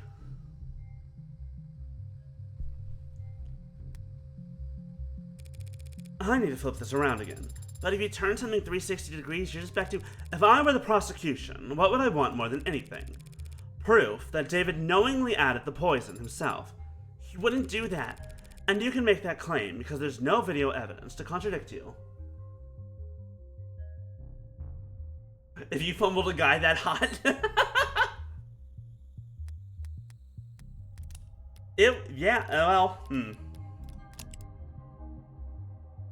Yeah. You're probably not alone. You're definitely not alone in that. How long was David off camera? From 7:36 p.m. to 7:40 p.m. when he left the parlor to get liquor from this bar. So if we had David on camera for those 4 minutes and he didn't poison himself in that time, he would have a perfect alibi for the crime, proving his innocence. But Adonai, we don't have footage of that. There are no security cameras down here. I think there are. What do you mean? This whole building is coated head to toe in penumbra security systems, courtesy of Noble. Every console, every corner, every android on every floor, it's all plugged into penumbra. Except that. That panel is manufactured by Cotter Security Systems. Why would David put a console for a different security system in exactly one corner of his penthouse? I've never given it much thought. Well, it's been bothering me all day. But my curiosity alone can't scale a 64-digit wall. You mean signal hijacking, whatever you want to call it? Have you tried it before? It is illegal and unnecessary. Father would not... He would not have installed hidden cameras in his own home. At the end of the day, I can't make you do anything. Well, actually, I probably can now that you're registered to me. But aren't you the one who wanted to prove his innocence? Eliminate the impossible. I will need your express verbal command. Not like David can press charges against us at this point. Do it. Did you really need me to say that? For the purposes of record keeping, yes. I've gotten past the 64-digit code, and I have found cameras. There are a number of them embedded in the room's walls and ceiling. As you theorize, they are on a separate network from the rest of the building. Where are they feeding to, if not the penumbra number system? Behind my hibernation unit. A false wall in the back of a safe. I don't understand. Why would Father possibly have a hidden system of cameras inside his own home? Beats me. He was brilliant, and more than a little odd. Throw in a little money, and odd becomes eccentric. I see. I think? I don't. How was he thinking? What was he afraid of? Why didn't you come to me for... Time's short. Gather facts now and leave the computation for later.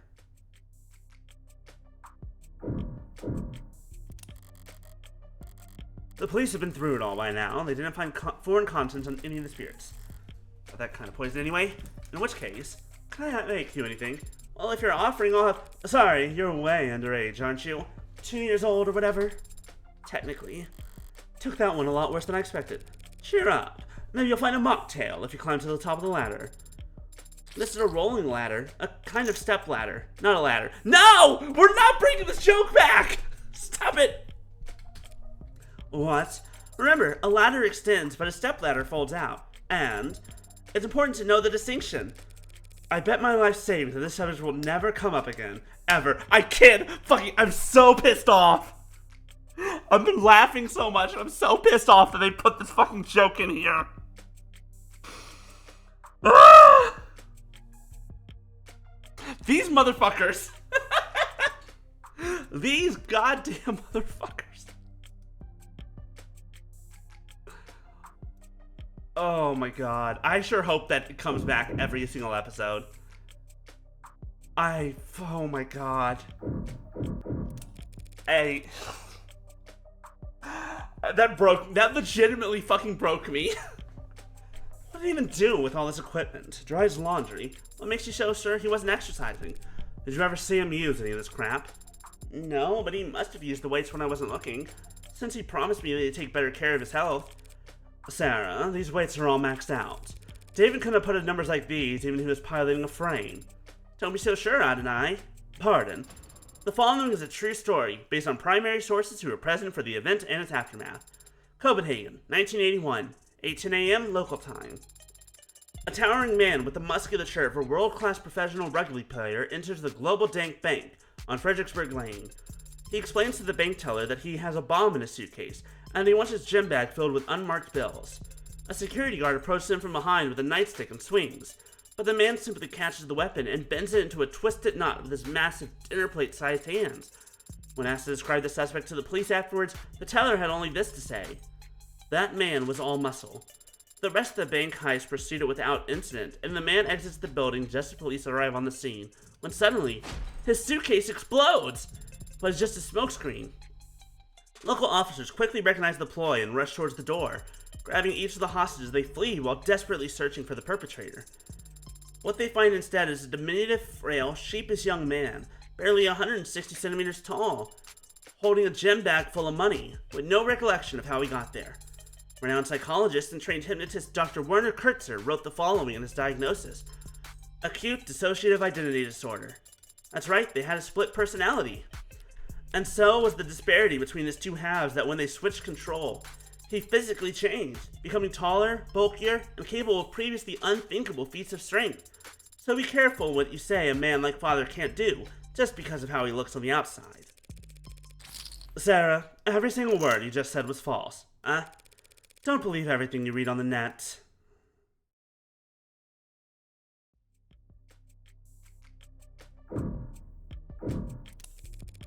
What's the story with this anyway? Some kind of fault in the foundation? I don't know. I've never noticed that crack before. Might want to get those eyes checked. There's nothing wrong with my vision. This crack must have just been caused during my most recent hibernation. How? Did David drop a weight? A bunch of times over and over again. So, is that the original? It was appraised and confirmed to be genuine. At least he didn't get ripped off. I'm a Philistine when it comes to this kind of stuff. What does an android see?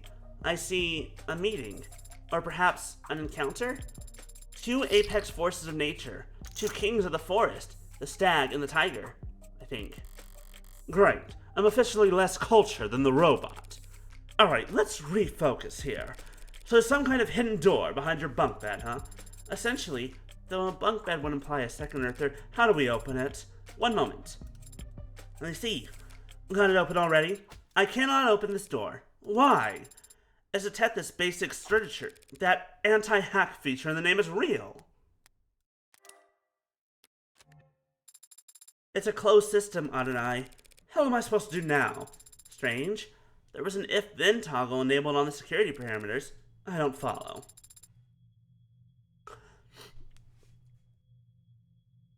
When Father last adjusted the settings here, he made it so that the door would never open so long as I was hibernating. And he made it so that I was the only one who could wake her up, meaning this is a door that only I can open. It'll be a 6-character password, some combination of numbers or letters. Did you and Father have any influential moments in your life that revolved around a 6-letter word? Nothing comes to mind except for my own goddamn name. Is there a code word that he knew only I could learn?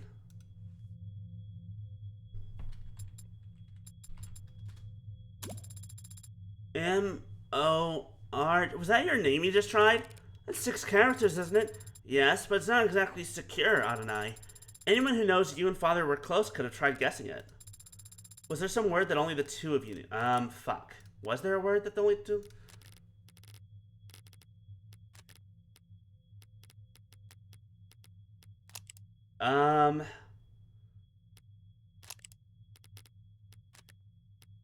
I don't remember anything in their stories.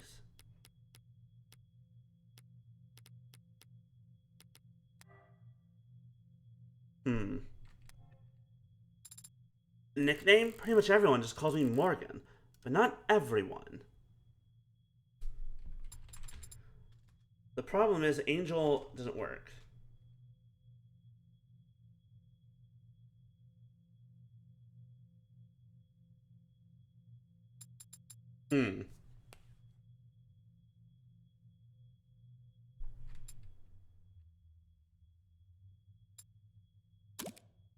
No dice.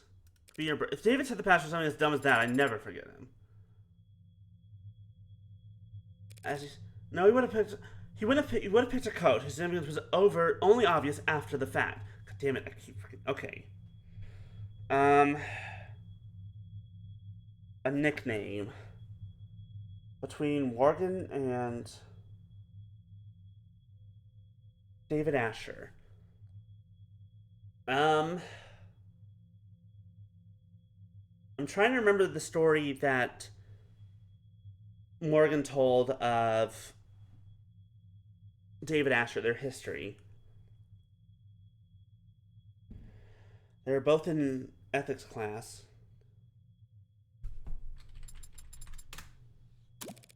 Well, that didn't work either. I don't think it would be in an article. I don't think any of the articles would relate.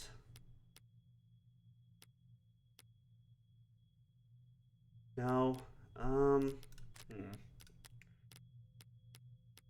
No, Chronofuge. The emergency console. No.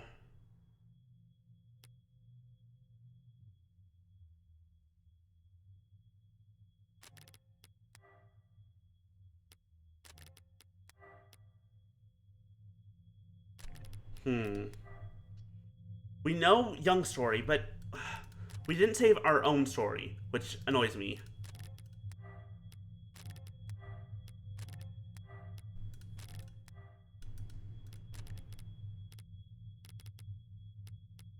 This is just the witness testimony. I want...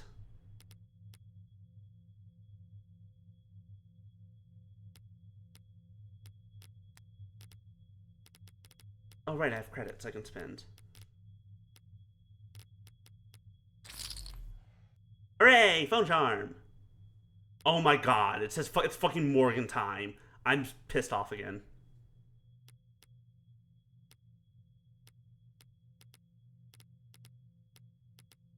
Never mind, I want Sarah. Fuck everything.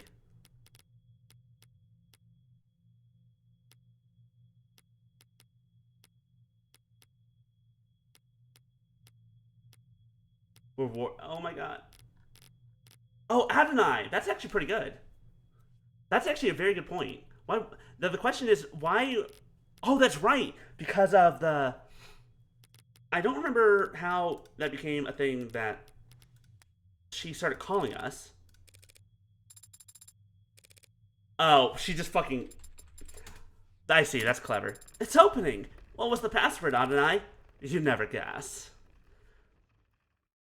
That's right, because because of the languages that was programmed into Sarah.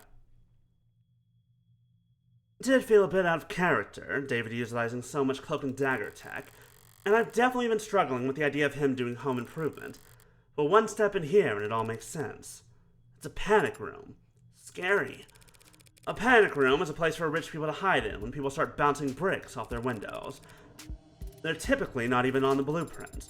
So when Noble built this penthouse for one of their executives, someone slipped this into the mix, and it's remained in Noble's blind spot ever since. All David had to do was repurpose it. Make sure you're capturing all this. Don't want to miss my one chance because of a discovery technicality. I understand, but you needn't specify. My memory is flawless. I can play back visuals, sounds, sensations. I can even give detailed reports on air particulates. You mean you can smell? Better than any human? And some canines. So does it smell stale in here to you? Stale? It doesn't to me. Almost like someone's been in here recently. Almost like someone visits here frequently. Alright, let's try booting up the computer. You don't think the console is password protected? 2 physical doors, a 64-digit code, a half-ton android, and a secret phrase. If David set a password on his PC after all that, I'm going back to the morgue to have a word with him. Good, it's already signed in. You're looking for camera footage? I'd also settle for a note plainly stating that he feared for his life. What am I doing? Here, use it for video files. They'll probably timestamped and formatted for short-range devices. I have the subfolder. The cameras stream live data constantly, but the files are clipped at barely regular intervals. Once every week, it seems. The most recent video file here has footage going back 8 days. It was accessed yesterday at around 4 p.m. You were asleep then, so the only person who could get in here at the time is David himself. Alright, let's see it then. Of course, it's just that I'm having difficulty. Try double-clicking? I've been trying to open the files from the moment I discovered them, Adonai, but they are encrypted. Damn it, David. You leave me enough clues to get this far, but you won't let me use your goddamn computer. What's the brand on the encryption program? If I rush a subpoena, they might have a back door I could bluff them into. These files were not encrypted with any commercially available tool. This appears to be Father's own work. Shit. If David Asher handwrote the encryption on these files, there's no one alive who could... Hey, was Dawes just flattering you back there? Or is your processing power really that special? Can you break his encryption, yes or no? With enough time. And how much time would that be? I would estimate it at 2 to 6 hours. That's a 4-hour window. No matter how sophisticated, encryption is still just a code that must be deciphered. And when deciphering any code, progress proceeds exponentially, which makes it particularly difficult to determine the amount of time required to complete the process. 2 to 6 hours. I don't have any better options. Get started. I started 4 minutes and 23 seconds ago. Finally showing some initiative. But you've been talking to me this whole time. I have the ability to analyze data in parallel by utilizing subconscious processes, so long as the work required is rote. So you're doing it in the back of your head. Actually, I'm speaking to you in the back of my head. I could give the decryption process my full, undivided attention, but I would become non-responsive. Hey, that's a pretty nifty feature. I'll have to keep that in mind. Alright, can you take the show on the road? Or do we have to rip this computer out of the wall and find a battery? I have copied the encrypted files, and we'll work on them as we travel. We can leave whenever you're ready. Still can't believe David let me get this far, just to shut the door in my face at the last second. But he did let me get this far, and the computer's not the only thing in here. The cabinets are a lot less eye-catching than his computer, but knowing David, that's all the more reason to check. Lots of paperwork, bonds, and holdings. A platinum bar? His birth certificate might be nearly as valuable. I can't imagine what people would pay to steal David Asher's identity. And down here at the bottom, a binder. Noble's logo on the front and in the middle. Enough pages to dwarf one of those phone books you see in period pieces. They're masking it in legalese, even on the table of contents, but basically, this is his employee contract. Hold on to this for me. It must be very important if you're giving it to me. It's certainly very heavy. Was there anything else in there? Expecting an updated copy of his will to show up. It is a possibility, isn't it? Maybe in a corny old murder mystery. A widely beloved and respected genre with over 2 centuries of... There is something else. Your papers. That Evangeline Morgan be given immediate and complete ownership of the android designated Sarah. It's dated to a few weeks back. Have you already made up his mind about all of this? If he had, why did he hide this where no one else could find it? Was that just a backup plan? Well, at least we got something a bit more concrete than Starling's word now.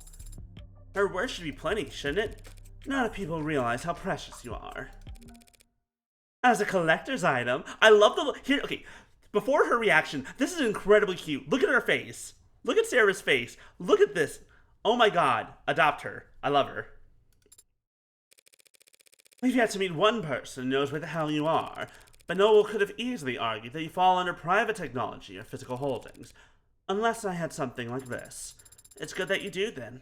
I'm glad that Father wanted me to go with a friend of his. Yeah. This will give me a huge tax write-off when I donate you to a for-profit college. You can at least pick a charitable institution. It's just an old saying. All colleges have been for-profit since the 60s. That doesn't make me feel any better. You can cheer up in the car. And also ride to the courthouse. Priority. There is an upcharge at this hour for priority transportation. Well, that's irritating. But I'd like to have more than just a few minutes to prepare once we get there. The upcharge is a multiplier of 5.7. I'll prepare on the way over. Very good, Adonai.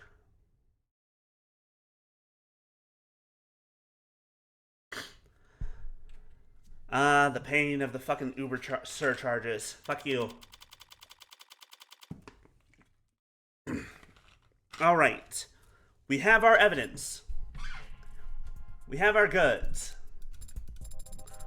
Does it excite you, going to the courtrooms? What do you mean? You don't feel the tension in the air as the audience murmurs amongst themselves? Sarah's great. I love her. It doesn't help. The problem is, here's the thing. It doesn't help that... Hello? Look, let me be very clear. My, everything, I am an android myself for reasons. For reasons. And Sarah's hitting a lot of those notes. You don't feel a fiery sense of justice rising in your gut as the prosecution smirks at your ragtag assembly of witnesses? Do you really think this is going to be like some kind of movie where the good guy saves the day? Probably not. Though that would be nice if it were. What's your deal, anyway? Look, it is common knowledge that if there is an android character, usually like at least a somewhat lovable android character in something, that's my favorite character.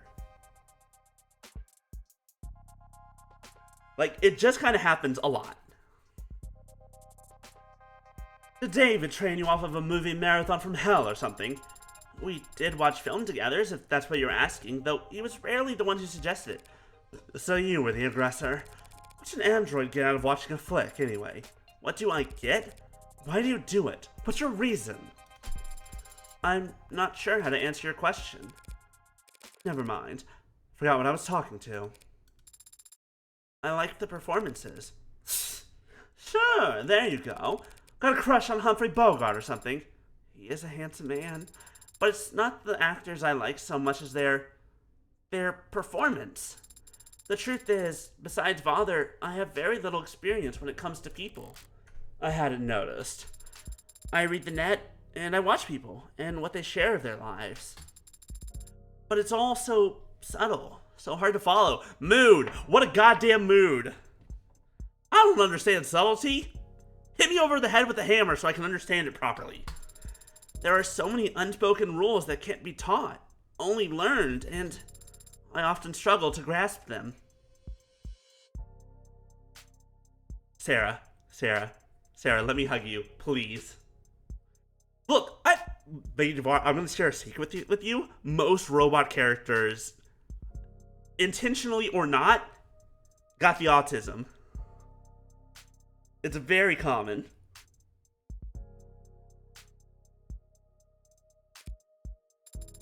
You're also complex, so detailed, but the characters on screen are exaggerated.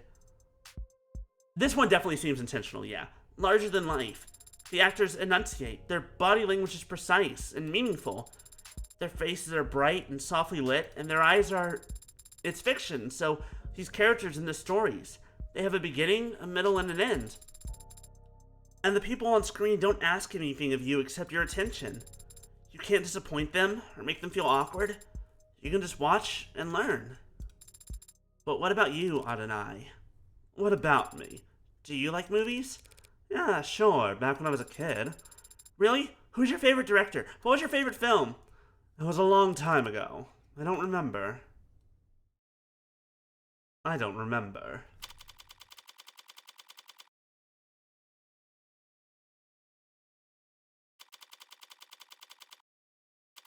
We finally get to see a courthouse, because we didn't get one in the prologue. Things are quieter than I expected here at the courthouse. Though I've always felt courthouse is a bit of a misnomer. Government building, that's probably the best way to describe these towers, all-encompassing and impenetrably vague. 100 floors of officials and documents and paper-pushing queues, with a couple dozen courtrooms squeezed in along the way. Didn't think I'd be arguing in court when I woke up today. Didn't think my friend would be dead, or that he thrust a little android onto my lap either. I could just walk in there and concede, and would be irritated and more than a little confused, but I could play it off as an exercise in grief. The android would complain loudly, of course, but I wouldn't have to listen to it. Now that it's registered in my name, I could probably just order the damn thing to reset its memory. But I haven't done that, and I guess I don't plan to. Why? It must be because I have my suspicions as well. Sarah insists that David would never commit suicide, and I haven't actually stopped to ask myself whether or not I agree. David was rational, subdued, private, hard on himself, and not prone to emotional outbursts. So maybe that's why I'm finding myself outside a courtroom, prepared to humor and add suspicions before the state. Because I don't really believe David killed himself either. What's your progress bar at? I can confirm that I am making progress. Well, shit, let's not get ahead of ourselves. But it will be difficult to summarize that progress in terms of a completion percent. Give it your best shot anyway. 4%. Are you feeling confident in your case? Markedly less so, after hearing that. Do you think the judge will be amenable to your argument? What are you talking about? Do you know the judge we've been assigned? Are they particularly lenient or strict? Adjudants are always a coin flip, so... You do know what an adjutant is, don't you? Are you expecting to see a bearded old man with a robe and gavel when we get in there? I mean, that's what Ace Attorney taught me. Should I not? Adjudants are android judges, okay? With all the authority that entails. Automated dependents they're ads that preside over trials for the state. Then load on the courthouse-specific hardware. They can interpret trial proceedings and render judgment based entirely on stenographer records if need be, ruling on case in entirely digital capacity. They're overwhelmingly more equitable and even-handed in their sentencing than human judges. Because they cannot be bribed or intimidated, okay. A mindful personality for rendering the judgments and building consensus, known as the nonary system. Wait a second. Hey, wait a second. Is this a fucking joke? Is this a goddamn joke to you? Or is it just referencing something else that has nothing to do with Zero Escape? Because each of these 9 personas, never mind. Oh, that's right, 9-fold personality. Whether it could just legitimately be nonary, because 9 of them, or it could be specifically referencing the nonary games. In which case, goddammit. Where's my Funio Rampa? I can never remember if that's what it's called. Different think tank arguments from across the political spectrum, ideological contamination is impossible, practically. There have been a small number of reported cases where nonary processing has been born. Enthusiastic, if not effective, attempt to reconcile the state's court backlog.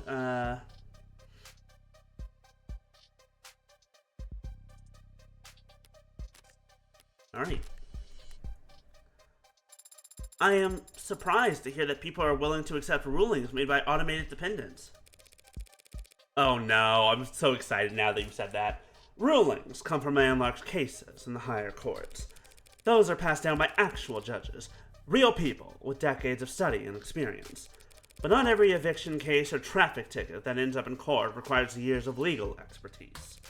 Sometimes all you need is a referee and a sentencing algorithm. So, androids are used to reduce caseload? Been that way for decades. But how was a law that replaced judges ever enforced? Wouldn't there be injunctions? Stalling? Judges did fight it for years, at every level and in every theater. But the public lost their patience for that kind of obstruction during the 60s.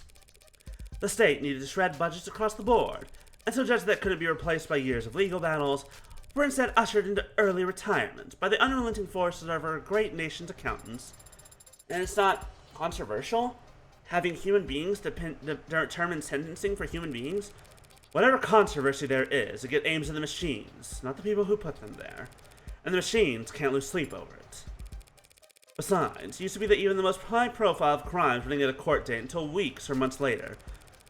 Nowadays, most crimes are prosecuted within a single business week. Just like Ace Attorney, but without real people. And that's not rushing things. Keeps people in my line of work on their toes, that's for sure. I'm just surprised to hear that there's so much haste. Don't they teach you about classical conditioning in Android school? You gotta feed the dog immediately after you ring the bell. If punishment doesn't follow the crime in quick succession, the lesson doesn't stick. I see. But if adjutants are so effective, why aren't they used in every trial? Why aren't they used in politics? That's a logical question to ask. And the answer is, the logic only gets you so far when it comes to people. Doesn't everyone want the courts to be as just as possible? If adjutants are truly impartial or incorruptible, everyone wants justice, sure. But there are other considerations to be had. Such as disgust. What? That's all people really care about. What all their morals boil down to. Just what they do or don't find disgusting. Only problem is, everything is more palatable when viewed through a screen. So when everyone sees the world through AR and cameras, and no one ever gets dirt under their fingernails, you'd be surprised what you can get away with. I don't understand. Yeah, well, therein lies the problem. You can't make an android understand the fact that people suck. Sometimes. And that, of course, that's not really what Morgan was saying, but I feel like it boils it down quite nicely.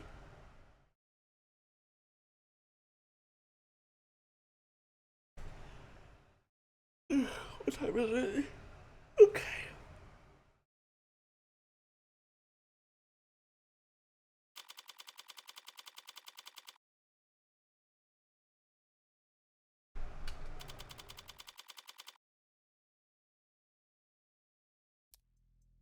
Emma!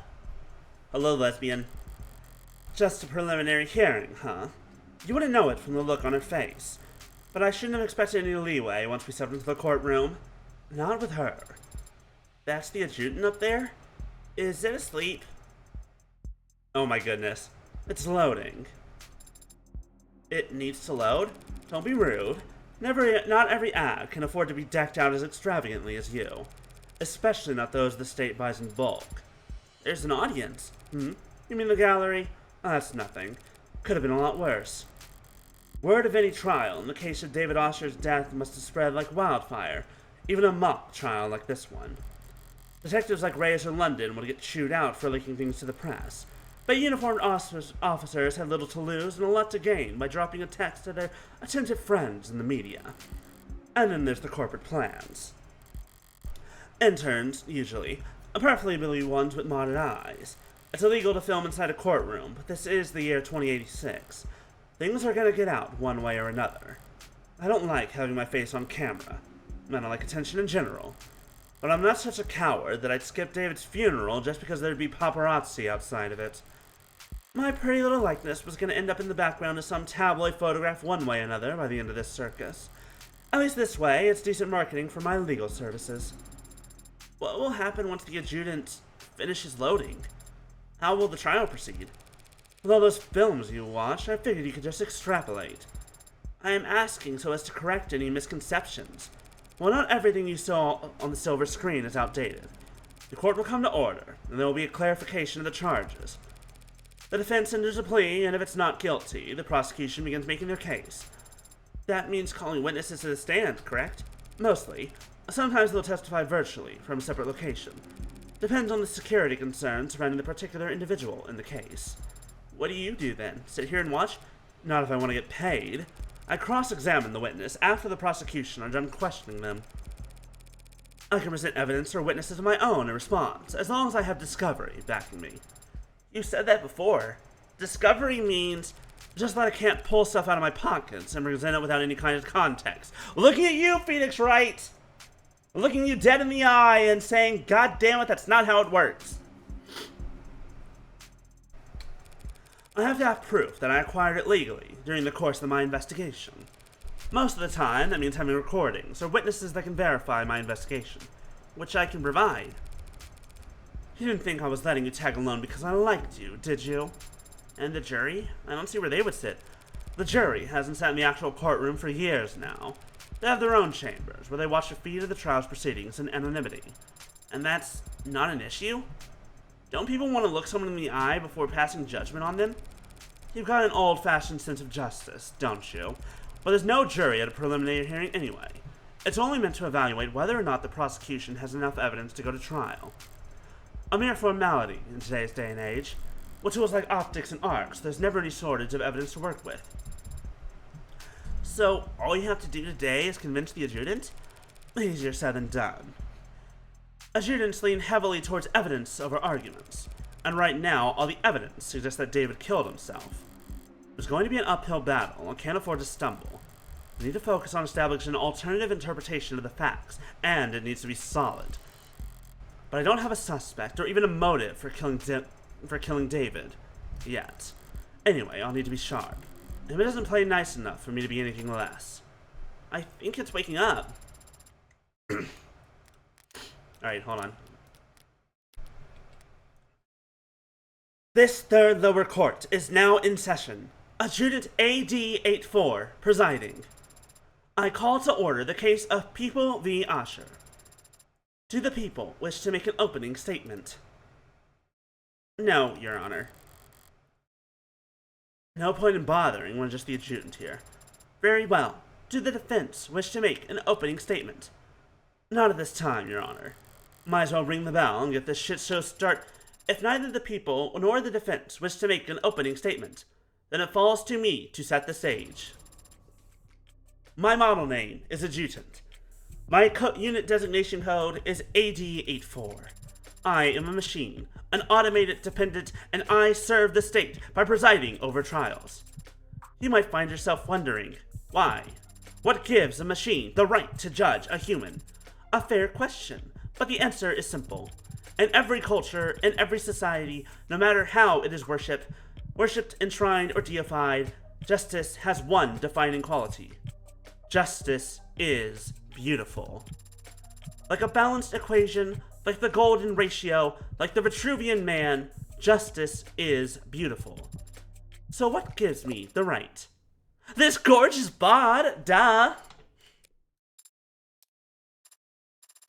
Whatever. Forget it. Forget I said anything.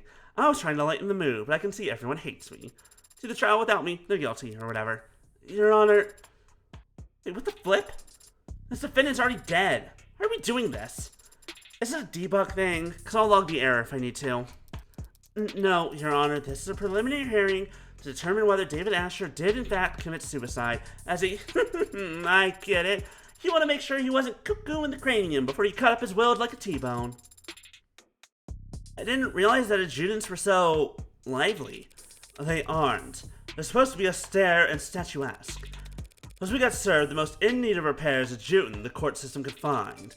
Whatever paper pusher we rushed to get this trial going must have wanted a little payback for the kindness. What's that look for? Could it be your trying to size me up? Wouldn't dream of it, Your Honor, unless you're into that sort of thing.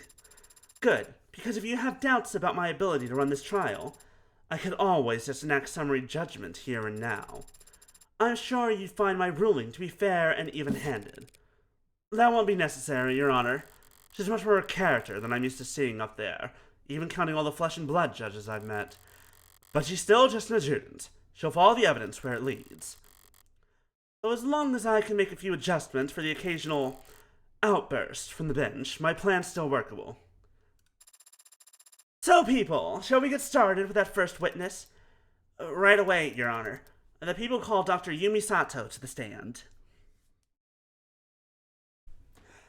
This fucking adjutant fucking went off the rails so fast. Like, immediately I'm like, okay, this design kind of makes sense, whatever. Goddess of Justice and all that. That part didn't surprise me. Doing an opening statement herself? That was a bit of a surprise. But I was like, you know what, whatever. This is fine, it's going. And then all of a sudden, she just did a complete switch around. I was like, okay, never mind, you're great. It's Yumi. Hey. So how about it, pretty lady? You swear to tell the whole and unadulterated truth to the best of your ability? I do. Good enough for me. Also, I think that robot just confirmed that she's a lesbian. Let's go, lesbians. Dr. Sato, you were in charge of the autopsy for David Asher, were you not? I was. And when did you make your examination? I started last night. Well, technically 1 a.m. would be very early this morning. I think you can still say last night if you're talking about 1 in the morning. Objection! The defense will have their opportunity to cross-examine. Until then, they should refrain from making errant remarks. The hell? All I said was, yeah, what she said. You mean sustained? Don't get cute with me, counselor. Being cute is my job. God damn, we've barely gotten started. That seemed pretty bad, Adonai. Making mistakes will increase your blind. Blind is how much credit you'll lose for answering incorrectly when you yourself aren't controlling the ante. Blind increments on its own throughout the trial as the stakes get higher, but resets at the end of each day. Blind starts at and caps out at a higher number if you're playing a high roller. Mind the blind number in the top left when it appears. It helps you gauge what you stand to lose. Okay, in other words, this game has a little bit more of a penalty for, whatchamacallit, for making mistakes. You ain't got a health bar, you got credits. You better not fucking waste them.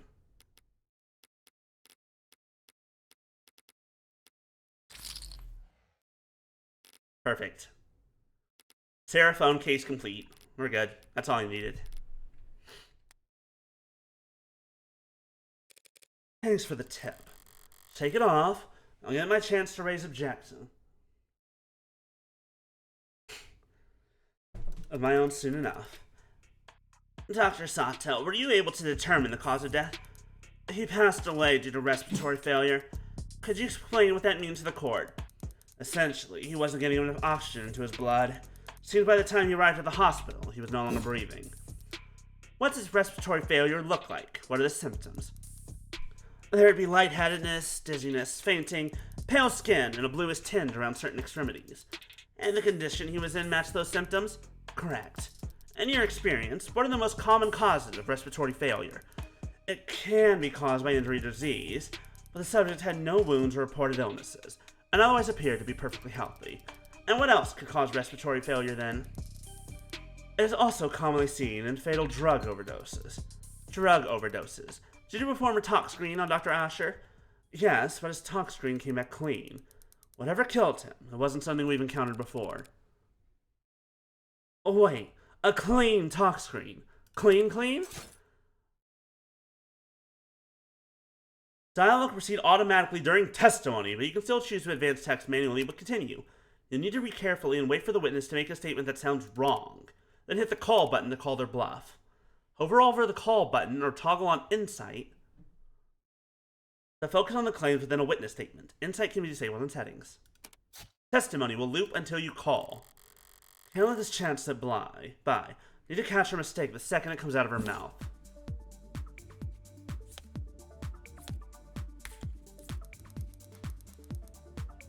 Oh, okay, hold on.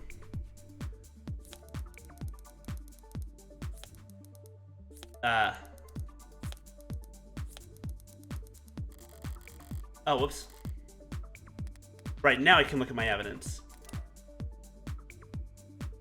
Okay, he would have experienced this, but it came back clean. It was puzzling. Our evidence that we had was David's contract, which, you know, we had the upright cup, which I believe was Young's, and we had, yeah, it should have had whiskey.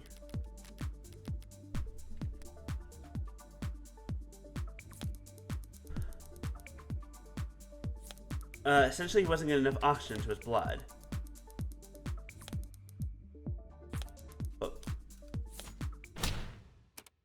After choosing to call a statement, you need to respond with evidence. Look over the 3 cards that show up and confirm your card before the timer runs out. Wanna bet? It's impossible for David Asher's talk screen to be clean, and we all know it, since he was on camera drinking alcohol the night that he died. That makes sense. And that scared you. The witness merely misspoke, Your Honor. As it plainly states on the Tox report itself, Dr. Asher did have alcohol in his blood, but not in such a concentration as to be lethal. Yeah, my bad. When I said the Tox screen was clean, I just meant it didn't tell the attending physicians anything we didn't already know. Overall, a little more nitpicky than I like to be, but at least I was able to balance the momentum, more or less. Shall we continue, Dr. Sato? If the tox screens were negative for pharmaceuticals and drugs, what caused Dr. Asher's respiratory failure? During my autopsy, I analyzed his blood and was able to isolate a foreign compound. So there was a lethal dose of a drug inside his body. It just happened to be a drug that the hospital had never encountered before. That's correct. I think we're all going to get tired pretty fast if we don't at least pick a placeholder name for this substance, Your Honor. The people don't object, Your Honor. In that case, I'll put all my creative heuristics to work coming up with an original, scientific, fitting name for this substance. A name like Omega. Omega-3! That name is already taken. Fine, call it Delta or whatever. I love that she was picking her nose. Delta, used in science to know an unknown variable. Not bad. Delta has other meanings when it comes to drugs, but yeah, our Delta matches no known public pharmacology or toxicology records. That being said, chemically, it does have all the hallmarks of a general depressant. I know the feeling. So it stands to reason that it would exhibit a similar effect on the body when ingested. You say ingested. Why? I eliminated all other possibilities during my examination of the body. He must have swallowed it, and judging from his stomach contents, it must have been a liquid. Thank you, Dr. Sato. Shall I summarize things for the court? Yes, please! I wasn't listening that closely. The victim died of respiratory failure, and his tox screens showed that his blood was clear of anything that could cause respiratory failure, except for this unknown substance, the poison we've labeled Delta. Well, that sounds like a textbook suicide. Should we wrap it up here? Not quite yet, Your Honor. This may clearly be a poisoning, with at least one detail with the case that doesn't feel like a suicide at all.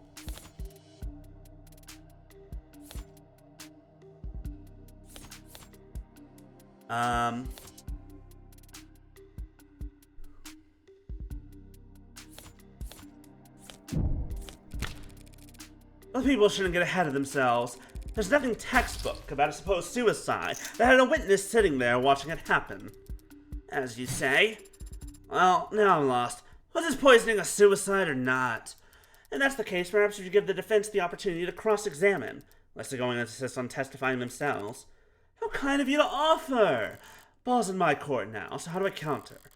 Emma's argument basically goes as follows. David ingested the Delta knowingly, and the Delta causes respiratory failure. He died of respiratory failure, thus David committed suicide. During blackjack, every piece of information you learn deals you a heart. Choose only the questions that are logical and relevant, and only press if you think a line of questioning is, wait, hold on, I can't just press everyone forever and get all the information I need? Uh-oh. Or else you'll go bust and lose credit. See what the follow-up question would be. You can only win blackjack when you reach exactly 2 and 1, so don't press further if you're already there. And don't ask the wrong questions. Oh no. The game says, hey, you can't brute force this one quite so easily. You could, it's just not going to go well for you. Some cracks will appear under the pressure. Okay. We know it was respiratory failure. The one thing that we don't...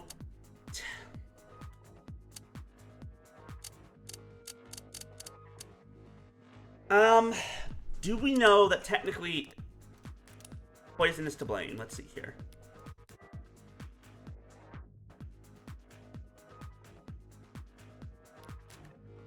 Like, by all accounts, we could say that, are we sure that Delta's to blame? Dr. Sato, you're only able to even identify the presence of this Delta after hours of work. Can you really be sure that this never-before-seen chemical can cause respiratory failure? Well, I've had time to run simulations, but they do give every indication that it would act as a depressant. Just enough of any depressant, and respiratory failure would occur.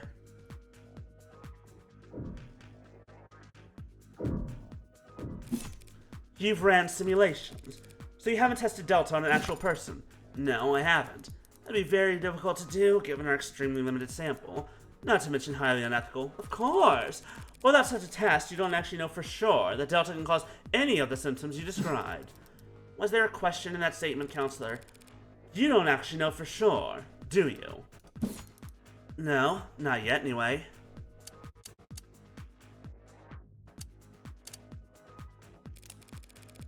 Dr. Sato, you said the subject had to have ingested the Delta orally. But how sure can we actually be about that? Pretty sure. I mean, I could go into detail about all the cavities that I checked, but...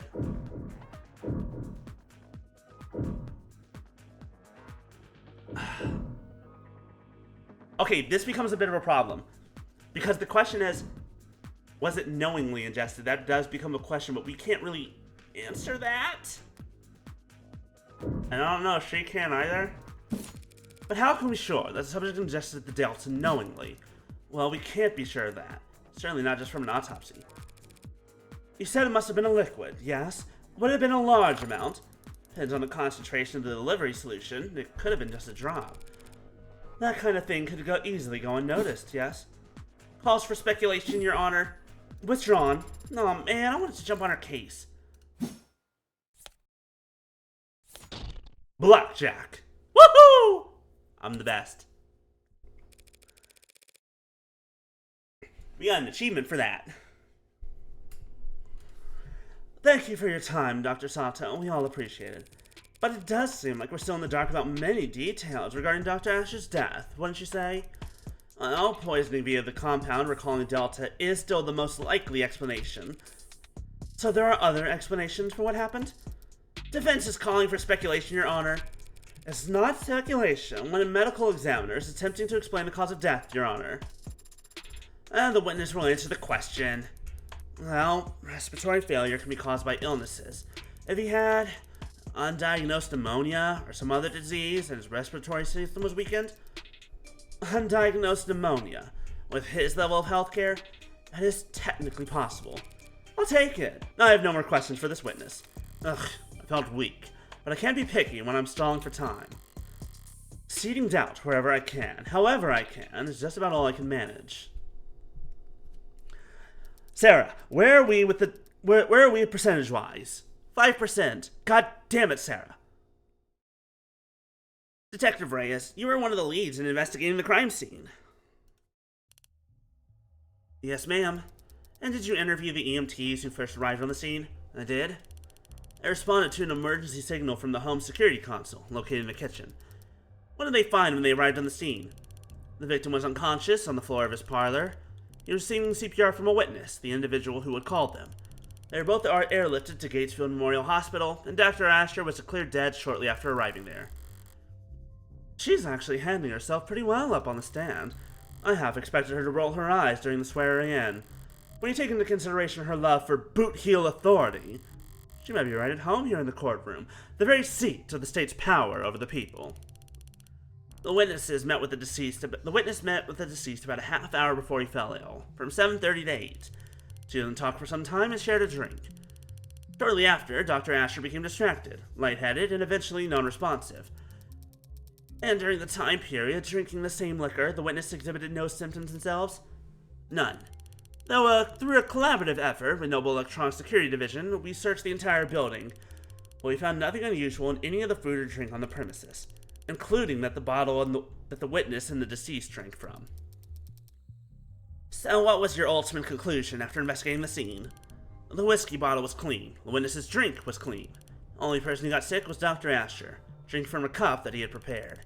So it is our determination that David Asher committed suicide by poisoning himself. She's pretty tight-lipped up there, but I think she slipped up at least once.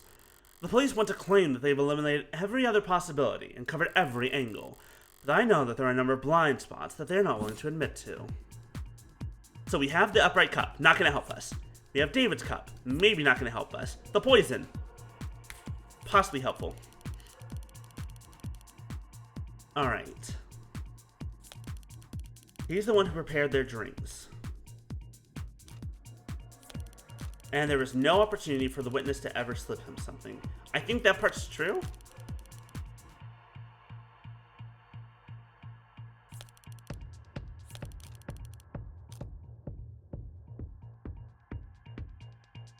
Now, here's the problem.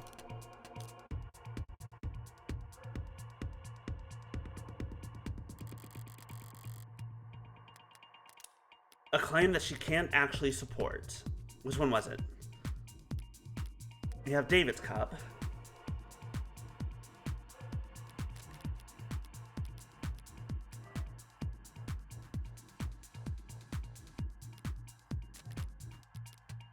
What was the last one? The poison.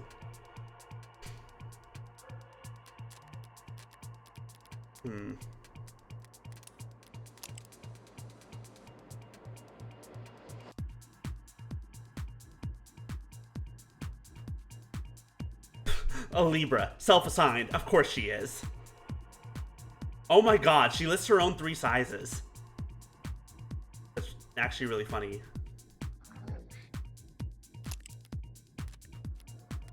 Alright. All I need to do is point it out, and then I'll get to watch her self-destruct.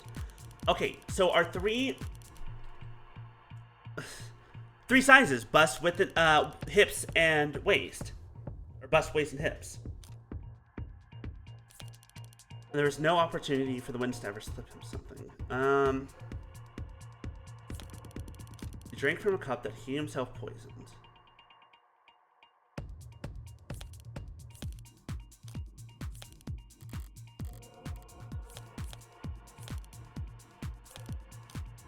I think it's this one.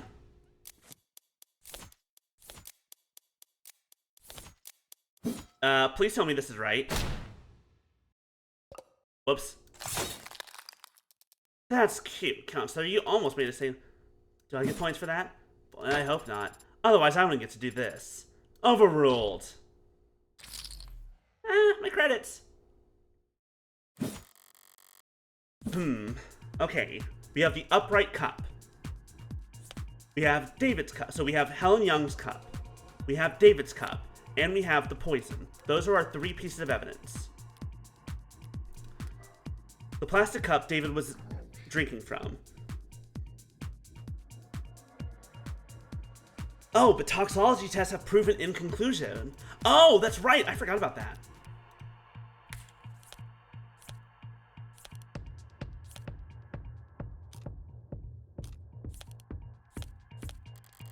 We don't know that the cup was poisoned.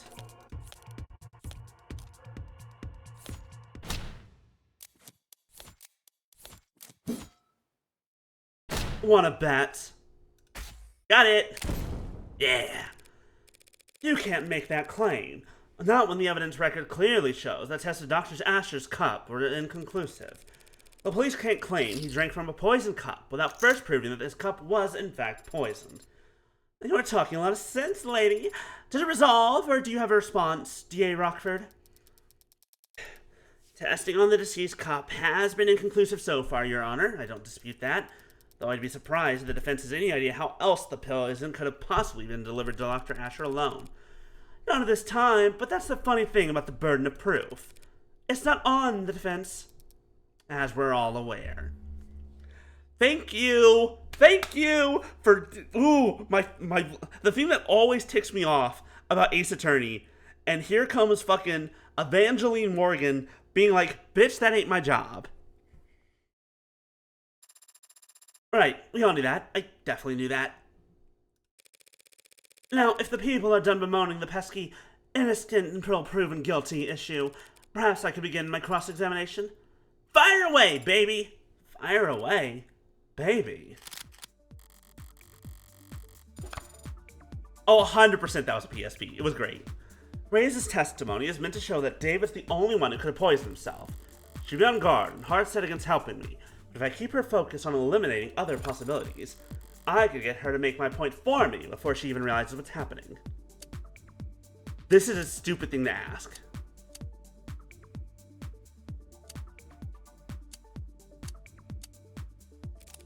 Detective, we've been doing a lot of assuming and reasoning in quick succession, so I'll ask this plainly for the court. Is there any photographic evidence showing David Asher adding anything to his drink that night? No. So he already poured the bottle for both of them by the time he returned to the parlor. He had already poured. In that case, the next question needs to be when and what.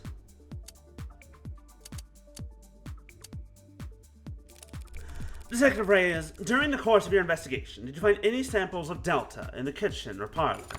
No. That was a fast answer. Well, it was a pretty easy question. We had found poison at the scene of the crime. That'd be pretty important, don't you think? What about in his lab, his bedroom, his basement? No, no, and no. We didn't find Delta or any other unusual substance in any part of his penthouse. Right, they never found any poison. No poison at all?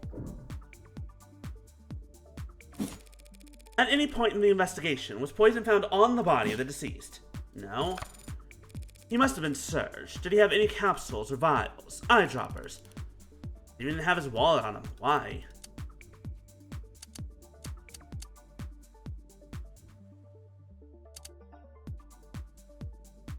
Well, shoot. Now I'm kind of in the point of...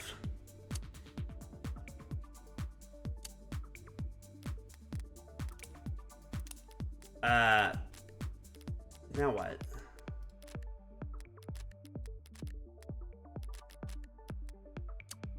That's what I'm thinking is off camera because we already asked that question.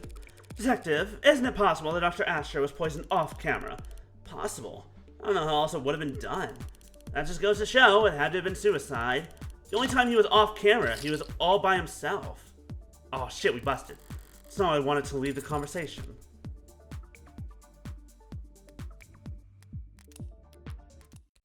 Save scumming, we're scumming some save, ba-da-ba-da.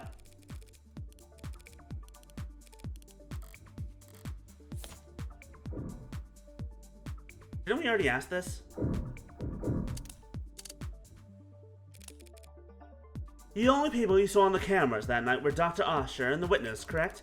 Yeah, there is no footage in the house of anyone else. Are there any of the parts of the house that aren't recorded by camera? Sure. There are a number of rooms in the home's interior that don't have cameras in them, so it's possible that there were other people there that night, because cameras weren't watching every room. No, that's not possible. The only way up to the penthouse is through the building's elevator or the fire escape upstairs, both of which are on camera, and that still won't get you past his front door, which is also on camera. No one besides the two of them were there that day. Thank you for enlightening the court about this point. It's strange, don't you, Detective? I mean, how could he have possibly poisoned himself without first procuring some poison? Blackjack. What do you mean, procure? Where did it come from, the detective? The poison that you're so sure was dissolved in his drink. Can't have come from the thin air, you understand? It had to have been in another container at some point. Whatever it was in before, it probably evaporated. All of it. It only took a small droplet to kill. Your Honor, are you going to ask them to keep it civil? In a minute, sure. There wasn't any pill bottle in his bathroom, or syringe in his pocket containing this apparently deadly substance. So how did he get it? What did he keep it in? The police want to claim that Dr. Asher committed suicide because they've established that his guest never had an opportunity to kill him. But they've failed to prove that the victim had the means to kill himself. And I guess I'll be the one to move things along. The Delta didn't come out of thin air, Counselor. And it didn't come from a syringe, either. Dr. Asher was able to drip the poison right into his cup, straight from the source. Shit. That's way too specific to be a bluff. Allow me to submit into evidence Exhibit G. A piece of machinery found in Dr. Asher's laboratory, sold under the product name Manufacturer. Oh, I know this one. It's used in delicate scientific work to produce nanomachines, chemical compounds, and polymers. That's the same machine I saw when Dawes gave me a tour of the production floor. Very good, Your Honor. It's a valuable tool in any scientific laboratory, and Dr. Asher was well acquainted with its use. As a matter of fact, he had a number of presets coded into it. Even the android can see where this is going. With just a few taps, he could reproduce any number of specific substances for his research, or any other chemical his heart desired, really. You think Randox Mechanics would allow their product to be used to produce illicit chemicals? Using the manufacturer to make unlicensed drugs does go against their terms and conditions, so Dr. Asher's warranty is certainly null and void, but they can't hard-code their machine to prevent the production of a drug that hasn't been invented yet. Dr. Asher died when his respiratory system failed because of a depression overdose. For him, it would have been peaceful, like falling asleep. You see, he didn't need to commission a synthetic drug from some street vendor, or order an exotic poison from overseas. He could produce Delta at any time, in the comfort of his own home. A quick and painless death, readily available in under a minute at the touch of a button. Specifically, preset number 19. Damn it. I thought I actually had something for a moment there, but I was playing into Emma's hand the entire time. Oh, that's unfortunate. That's unfortunate, that's quite a problem. That's really fucking bad for us. Seems like we're done with this witness, Your Honor. Yes, ma'am. And before we move on, perhaps we should take a moment and put together a timeline of events as we know them. Not for me, of course, just in case someone else might need it. Simple enough. We know that Dr. Asher left the parlor and went down to the basement at 7:36 p.m. That's where he got the whiskey, and the cups that they drank from. The cameras show him returning to the parlor to drink with the witness at 7:40 p.m. And, of course, we know that he fell ill and passed away shortly thereafter. Any objections so far, Counselor? So far, no. Not at this time, no. The timeline you described is accurate, as we know it. As you say, with this latest piece of evidence, we now know that Asher could have easily dispensed the poison directly into his cup by placing it inside the manufacturer, activating the preset, and simply waiting 2 minutes. Easily accomplished during the 4 minutes he spent off camera from 7:36 to 7:40. Wouldn't you say? Ooh, a complete timeline of events. He had the means, he had the only opportunity. Seems like we're ready to wrap up here, no? Here we on that loading bar of yours, Sarah. I had a feeling you'd say that. Well, Counselor, are we done here?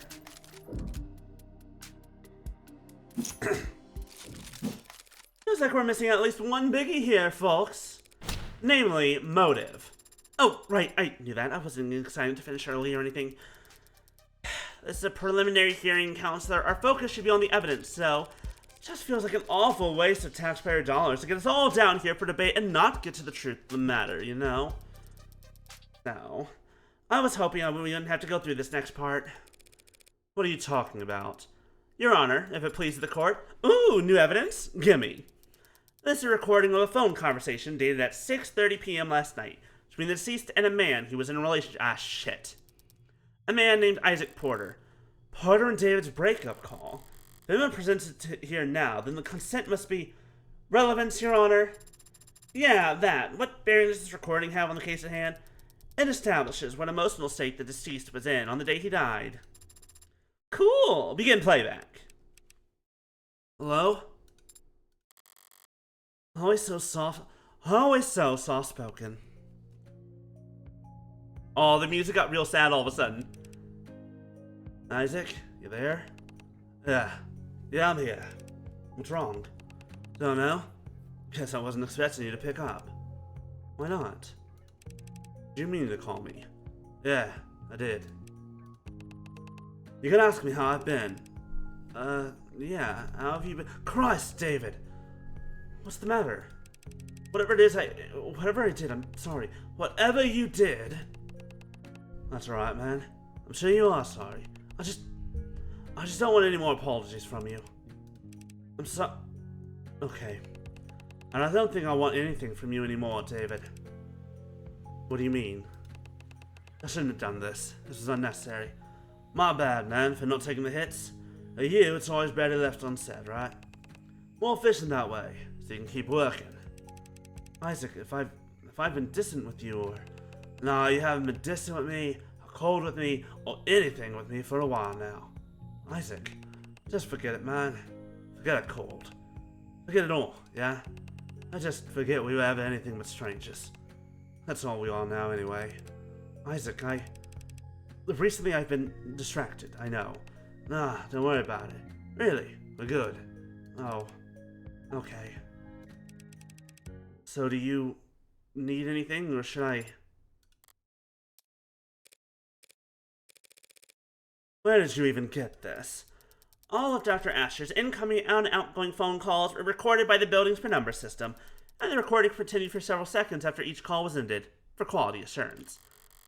Remind me to check the terms and conditions on my next phone bill.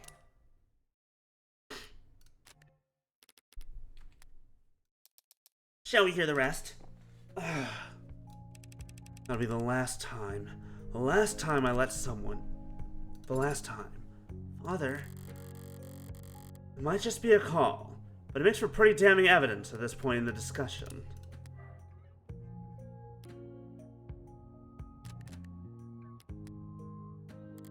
Emma's got her means, opportunity, and motive all lined up.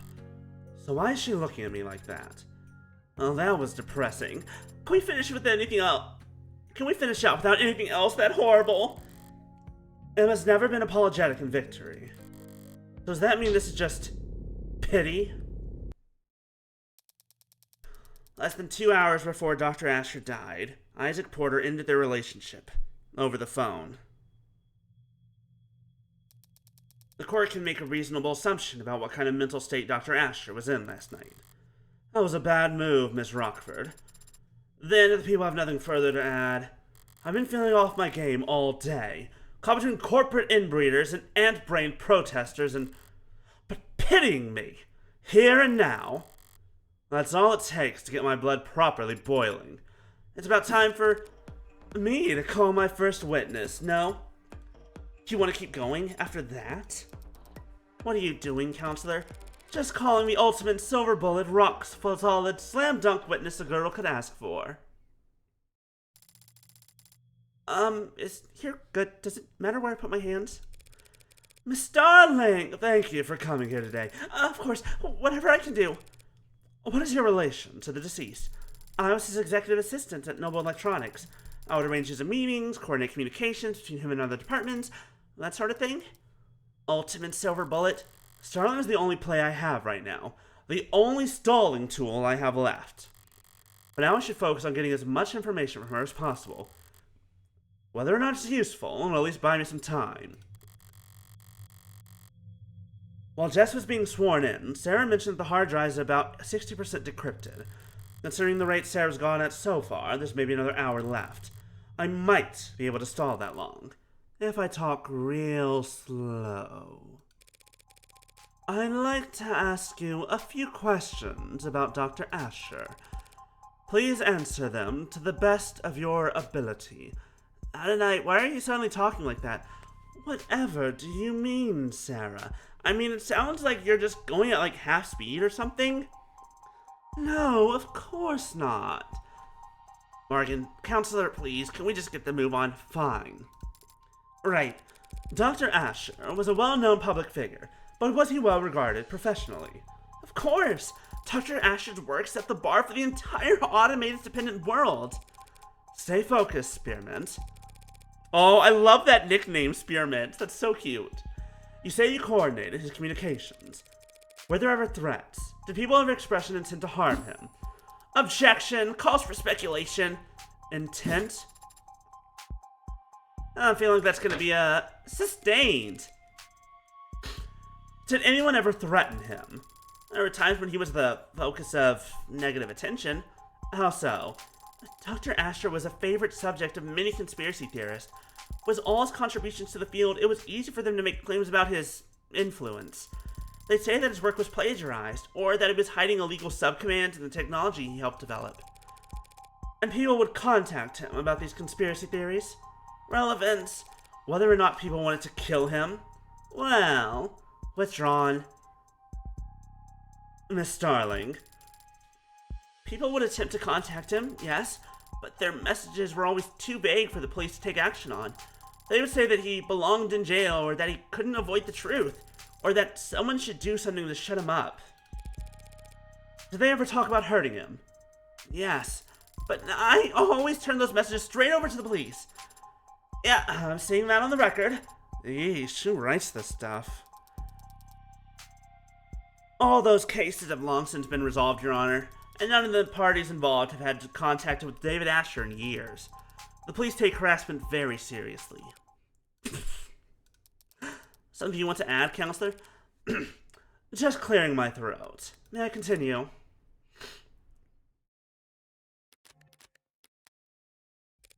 You worked with Dr. Asher for many years. Did you have a relationship outside of work? Did you ever talk about anything besides professional concerns? Sure, we've gone out to dinner or met on the weekends.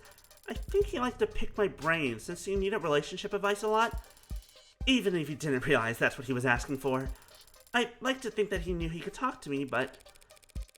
Did he ever talk to you, or to your knowledge, anyone else, about hurting himself? God, no, never! Do you know of any history he might have had with mental illness? Surprise, motherfucker! Ah! Hi, Delphi. How's it going? Depression, anxiety? No. So when you heard the people argue that Dr. Asher had done this to himself, I was shocked. Coffee? Enjoy your coffee? I couldn't believe it. You're saying that you can't believe objection? On what grounds? Asked and answered, stalling, and also... The people will have documents that would be of interest to the court in this matter. Juicy! And what matter specifically are you referring to? The deceased mental health history. It won't be speaking up if she didn't have something real. So what the hell is this about? We have private correspondences that describe if they're private, then they should not have been obtained by the people without his permission. You can't give permission if he's already dead, and we're well within our rights to obtain evidence as it pertains to his crime. Convincing! Damn. Didn't honestly expect her to stop her. I didn't honestly expect to stop her from admitting her evidence into the record. I was hoping to at least slow her. Where are you on that footage? 77%. Approximately. Shh. I need to buy whatever time I can, however I can. Even though that means running out the clock as a punching bag. I have here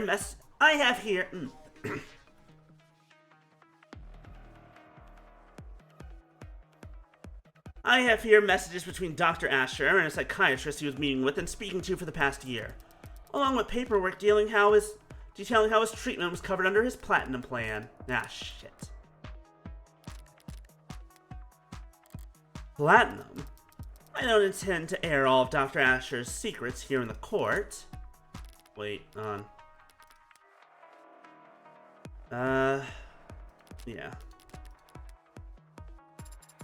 Oh, okay, I guess. But I am prepared to read excerpts from messages and transcripts from phone calls, which, when put together, paint a clear picture of the kind of stress Dr. David Asher was experiencing, and the dark thoughts he was struggling with. Transcripts of his phone calls? I'll admit them into evidence, assuming there are no objections.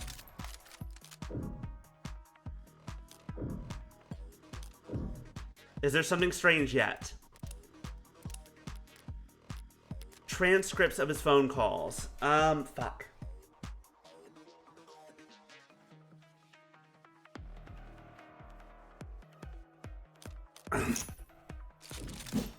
I'll gladly object. I'm the God's foundation. Where did you say you got this? It was retrieved from its digital records. There's no reason to doubt its authenticity.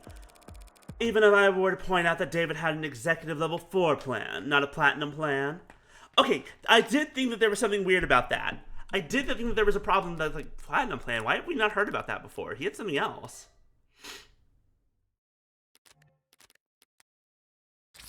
What? Really? Really? Yes, really. It's all there in the record. This is easily explained. David had an executive plan that Noble managed for him. And he was also seeing the psychiatrist, both in person and over the phone. Your own witness has attested that he dealt with stalkers and was worried for his privacy, so it's easy enough to reason that he had a separate insurance and policy paid for on his own, even if only to keep one thing out of Noble's grasp. Sure, easy enough to make that assumption, but that doesn't make it correct. David used a separate insurance to hide a psychiatrist from Noble spying? No, he was smarter than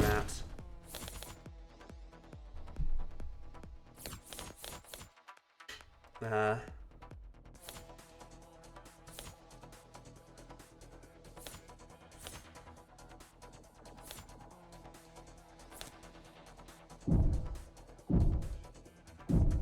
God, I hope this is right. They're saying that he had the platinum plan as a privacy thing, but like he didn't have any privacy.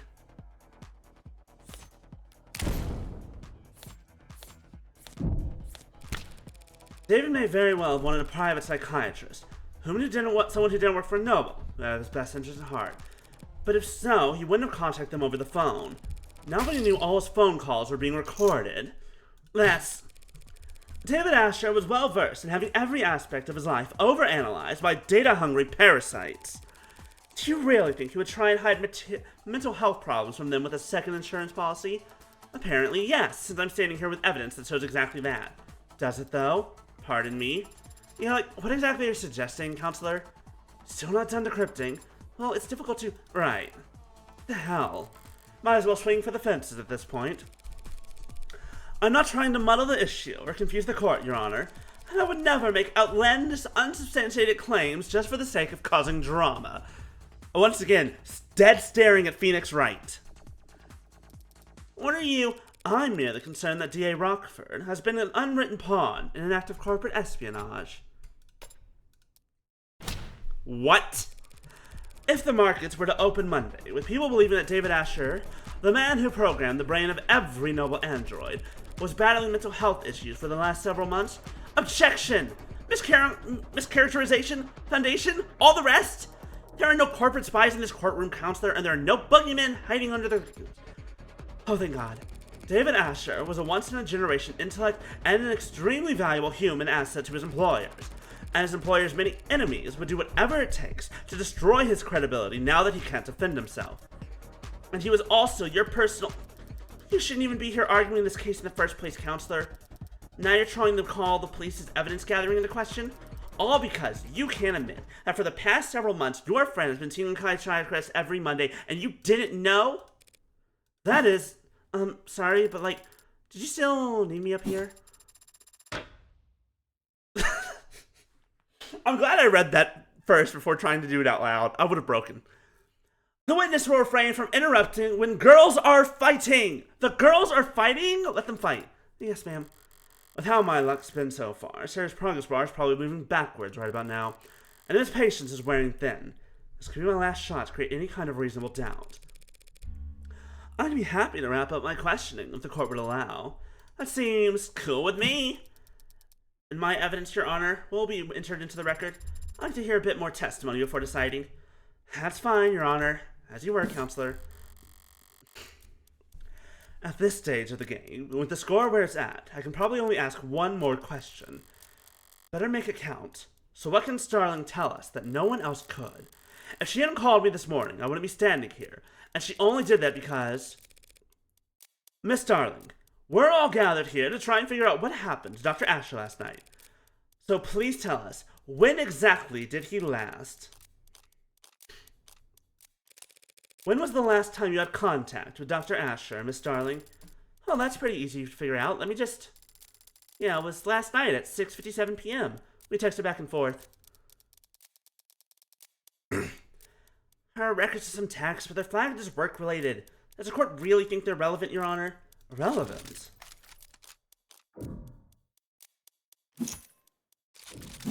It could very well be the single most important piece of evidence in this whole trial. What? Oh, I've got the chills. Don't know why, though.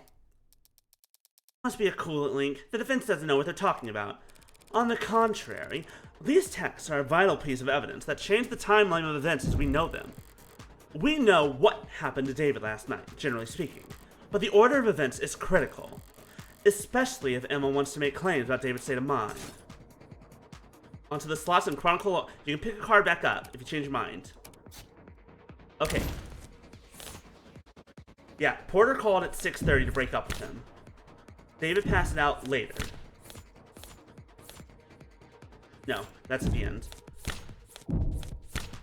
Yeah, because Starling texted after Porter's call. I knew that immediately. The moment she said 6:57, I'm like, we got him! We got him, boys! Woohoo! Because that happened because we would be able to get a better idea of David's mental state using those texts because Porter's phone call already happens. Thanks to Miss Starling, we've got a much clearer picture of the night's events. We know that Isaac Porter and David Asher broke up at 6:30 p.m. and I was rooting for them so hard. And we know that David messaged his assistant, Miss Starling, at 6:57 p.m. David was on camera with the witness from 7:30 to 8 p.m., and he was declared dead not long after.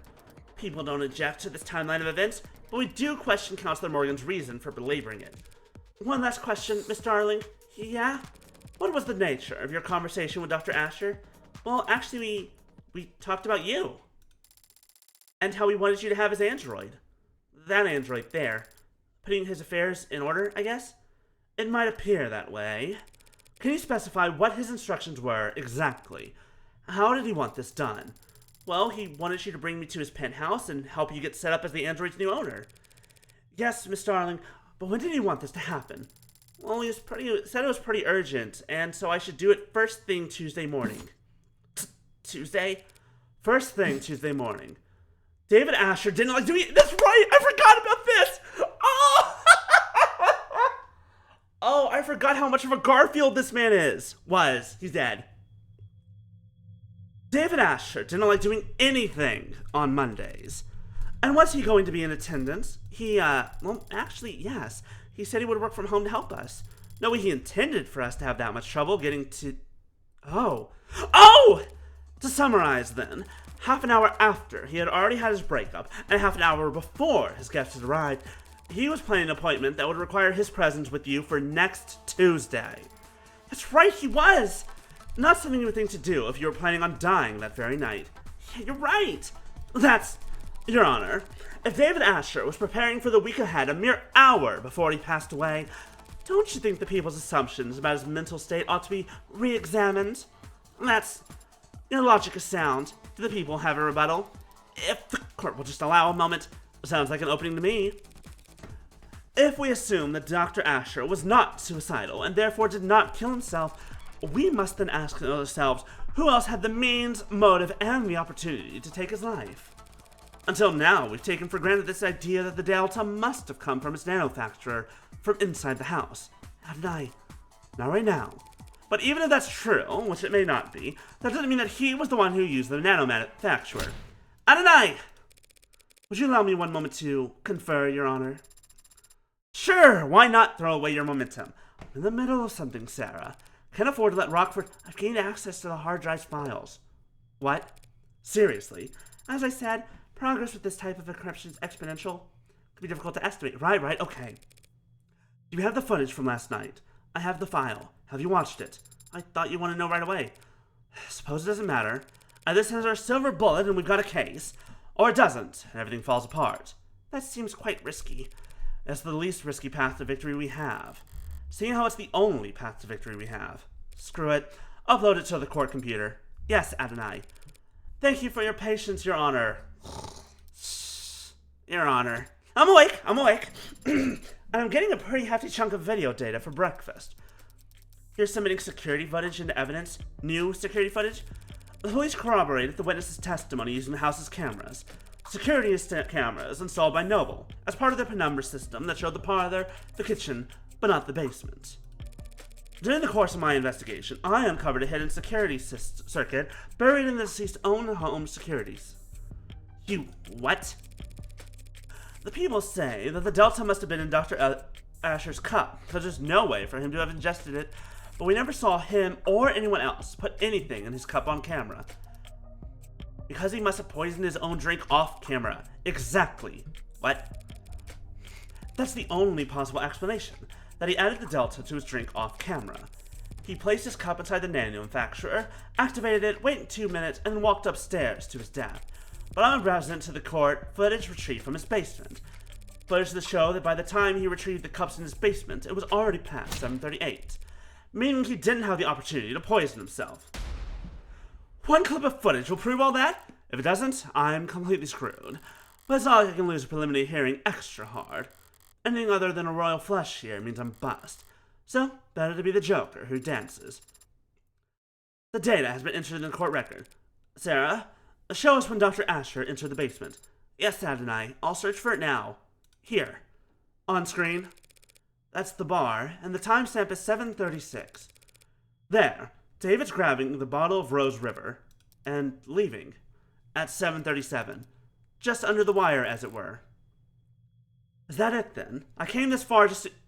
Wait. Did he have the cups with him? Their sound? Not at all. Keep going. If you had to go back to get the cups. Counselor, what's that android doing on camera? It's at the bar. Ah, shit. Ah, fuck. The android gave him the cup. Shit. That machine never stepped on camera upstairs. Not once. We don't know its whereabouts the day of his death. It could have poisoned the cup whenever it wanted. Shit. What is this? I don't understand. Your Honor, have the courtroom cleared. Understood. Please, someone, I don't know what's going on. Sarah, you need to shut down. Please, tell me what I'm looking at. I don't remember any of that. Do you have callers available? Sarah, shut down now. How did I? Please, tell me what I... That's an order.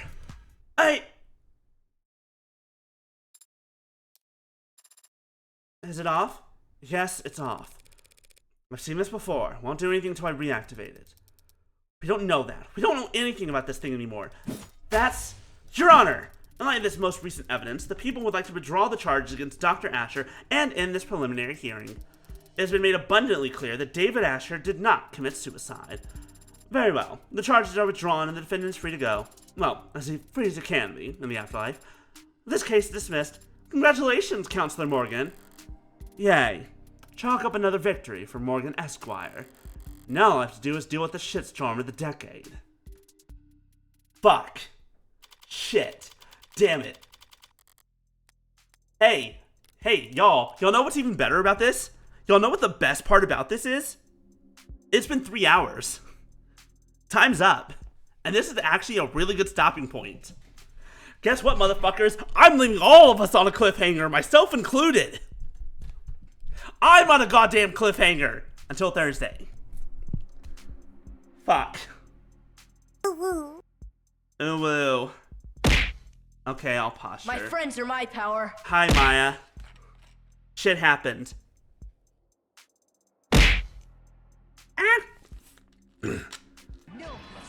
Fucking god damn it. Ooh. Okay. Well, Sarah, I'm so sorry. We're in trouble. Thank you all so much for hanging out today. Thanks all for hanging out. Thanks for coming by. Thanks for joining us. We're continuing whatever the fuck is happening here on Thursday. This shit got real.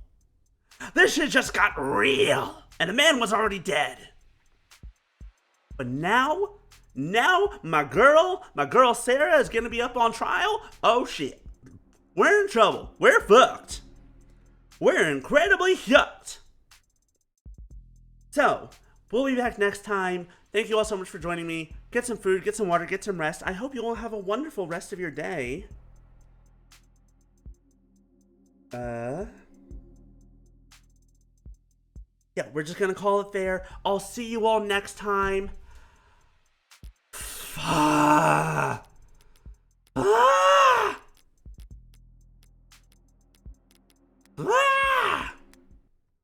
Screaming. So much screaming.